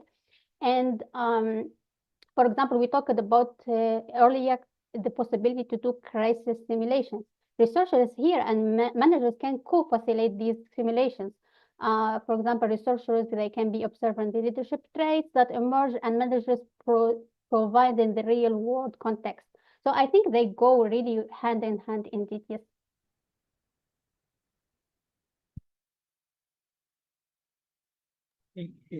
Thank you, Ms. Yasmin, for the answer. Thank you very much to Dr. Juni and Ms. Yasmin for, and also all the participants that doing discussion session, the lively and insightful discussion for today's session. And from today's discussion, we learned that AI adoption in performance management requires not only strong technology, but also trust, transparency, and human readiness. And then Dr. Juni also emphasized developing AI literacy and key competencies such as analytical thinking, ethical awareness, and data interpretation that will be essential for future managers and HR professionals. We also gain valuable perspective from Ms. Jasmine, who highlight the importance of collaboration between researchers and practitioners to ensure leadership program remains relevant in this fast-changing area. And HR and talent managers should seek individuals with creative resilience and a spirit of innovation to drive progress in the digital green transition. Ladies and gentlemen, as we come to the end of today's international seminar, allow me to share a brief summary of the meaningful session that we have together today. In the session one, we have Dr. Nur and Dr. Yogi that deliver insightful presentation regarding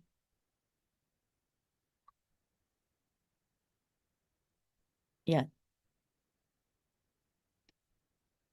Okay, we have first session with two speakers, and then the second session we have Dr. Yuni, Dr. Mafin, and Dr. Yasmin.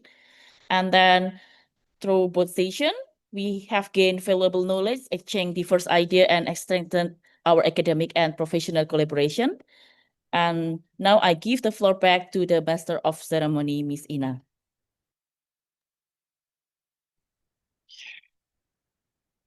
Thank you, Ms. Rosa Juniorti, SAMSM, for the leading the great discussion and Q&A session.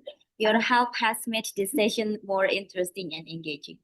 We have now arrived at the presentation of certificates to our distinguished speakers. The certificates are a token of our deep appreciation for their valuable contribution and the knowledge they have shared with us today. Without further, first, I would like to invite Dr. Yogi Tri Prasetyo from UNZ University, Taiwan. Thank you very much for your enlightening presentation. We are truly grateful for the knowledge you have shared with us. And then the second speaker to be honored today for Mr. Nur Faisal Ahmad, SAAK MSc PhD, as the Director of Economic Stabilization from Finance Ministry. We sincerely appreciate the knowledge you share with us today. Your contribution is truly appreciated. And the next, please join me in welcoming Dr. Yuni Yuningsi, CPAM, PhD from Curtin University, Perth, Australia. Dr. Yuni, thank you for your insightful presentation. Your expertise has provided us with invaluable perspective. And then the next, please welcome Dr. Martin Hernandez from Batangas State University, Philippines. Thank you for your inspiring presentation. We are grateful for the expertise and insight you have provided us. And then the next, finally, let us know Ms. Yasmin Minasri from Online Sales Manager from Russia. We truly appreciate your valuable insight. Thank you for sharing your knowledge with us today. Once again, we would like to express our deepest gratitude to all to our distinct speaker. And then, ladies and gentlemen, we have now come to the conclusion of the opening session of International Management Conference and Doctoral Colloquium 2025. I will sincerely thank you to all our distinct speakers, panelists, sponsors, and participants for their valuable contribution and engagement. Your involvement in this event plays an essential role in advancing our shared mission of knowledge and innovation. As we proceed, I kindly request all participants to join the respective Zoom breakout room according to the design grouping. The session will continue with engaging discussion and presentation, and please ensure that you enter the correct Zoom to ensure the smooth experience for all. We look forward to an enriching and insightful series of sessions. Thank you once again for your participation, and I wish you all a fruitful and successful experience in the conference. We hope to see you again in Immersive 2026. Until then, take care and stay engaged with the world of knowledge and innovation. Wassalamualaikum warahmatullahi wabarakatuh.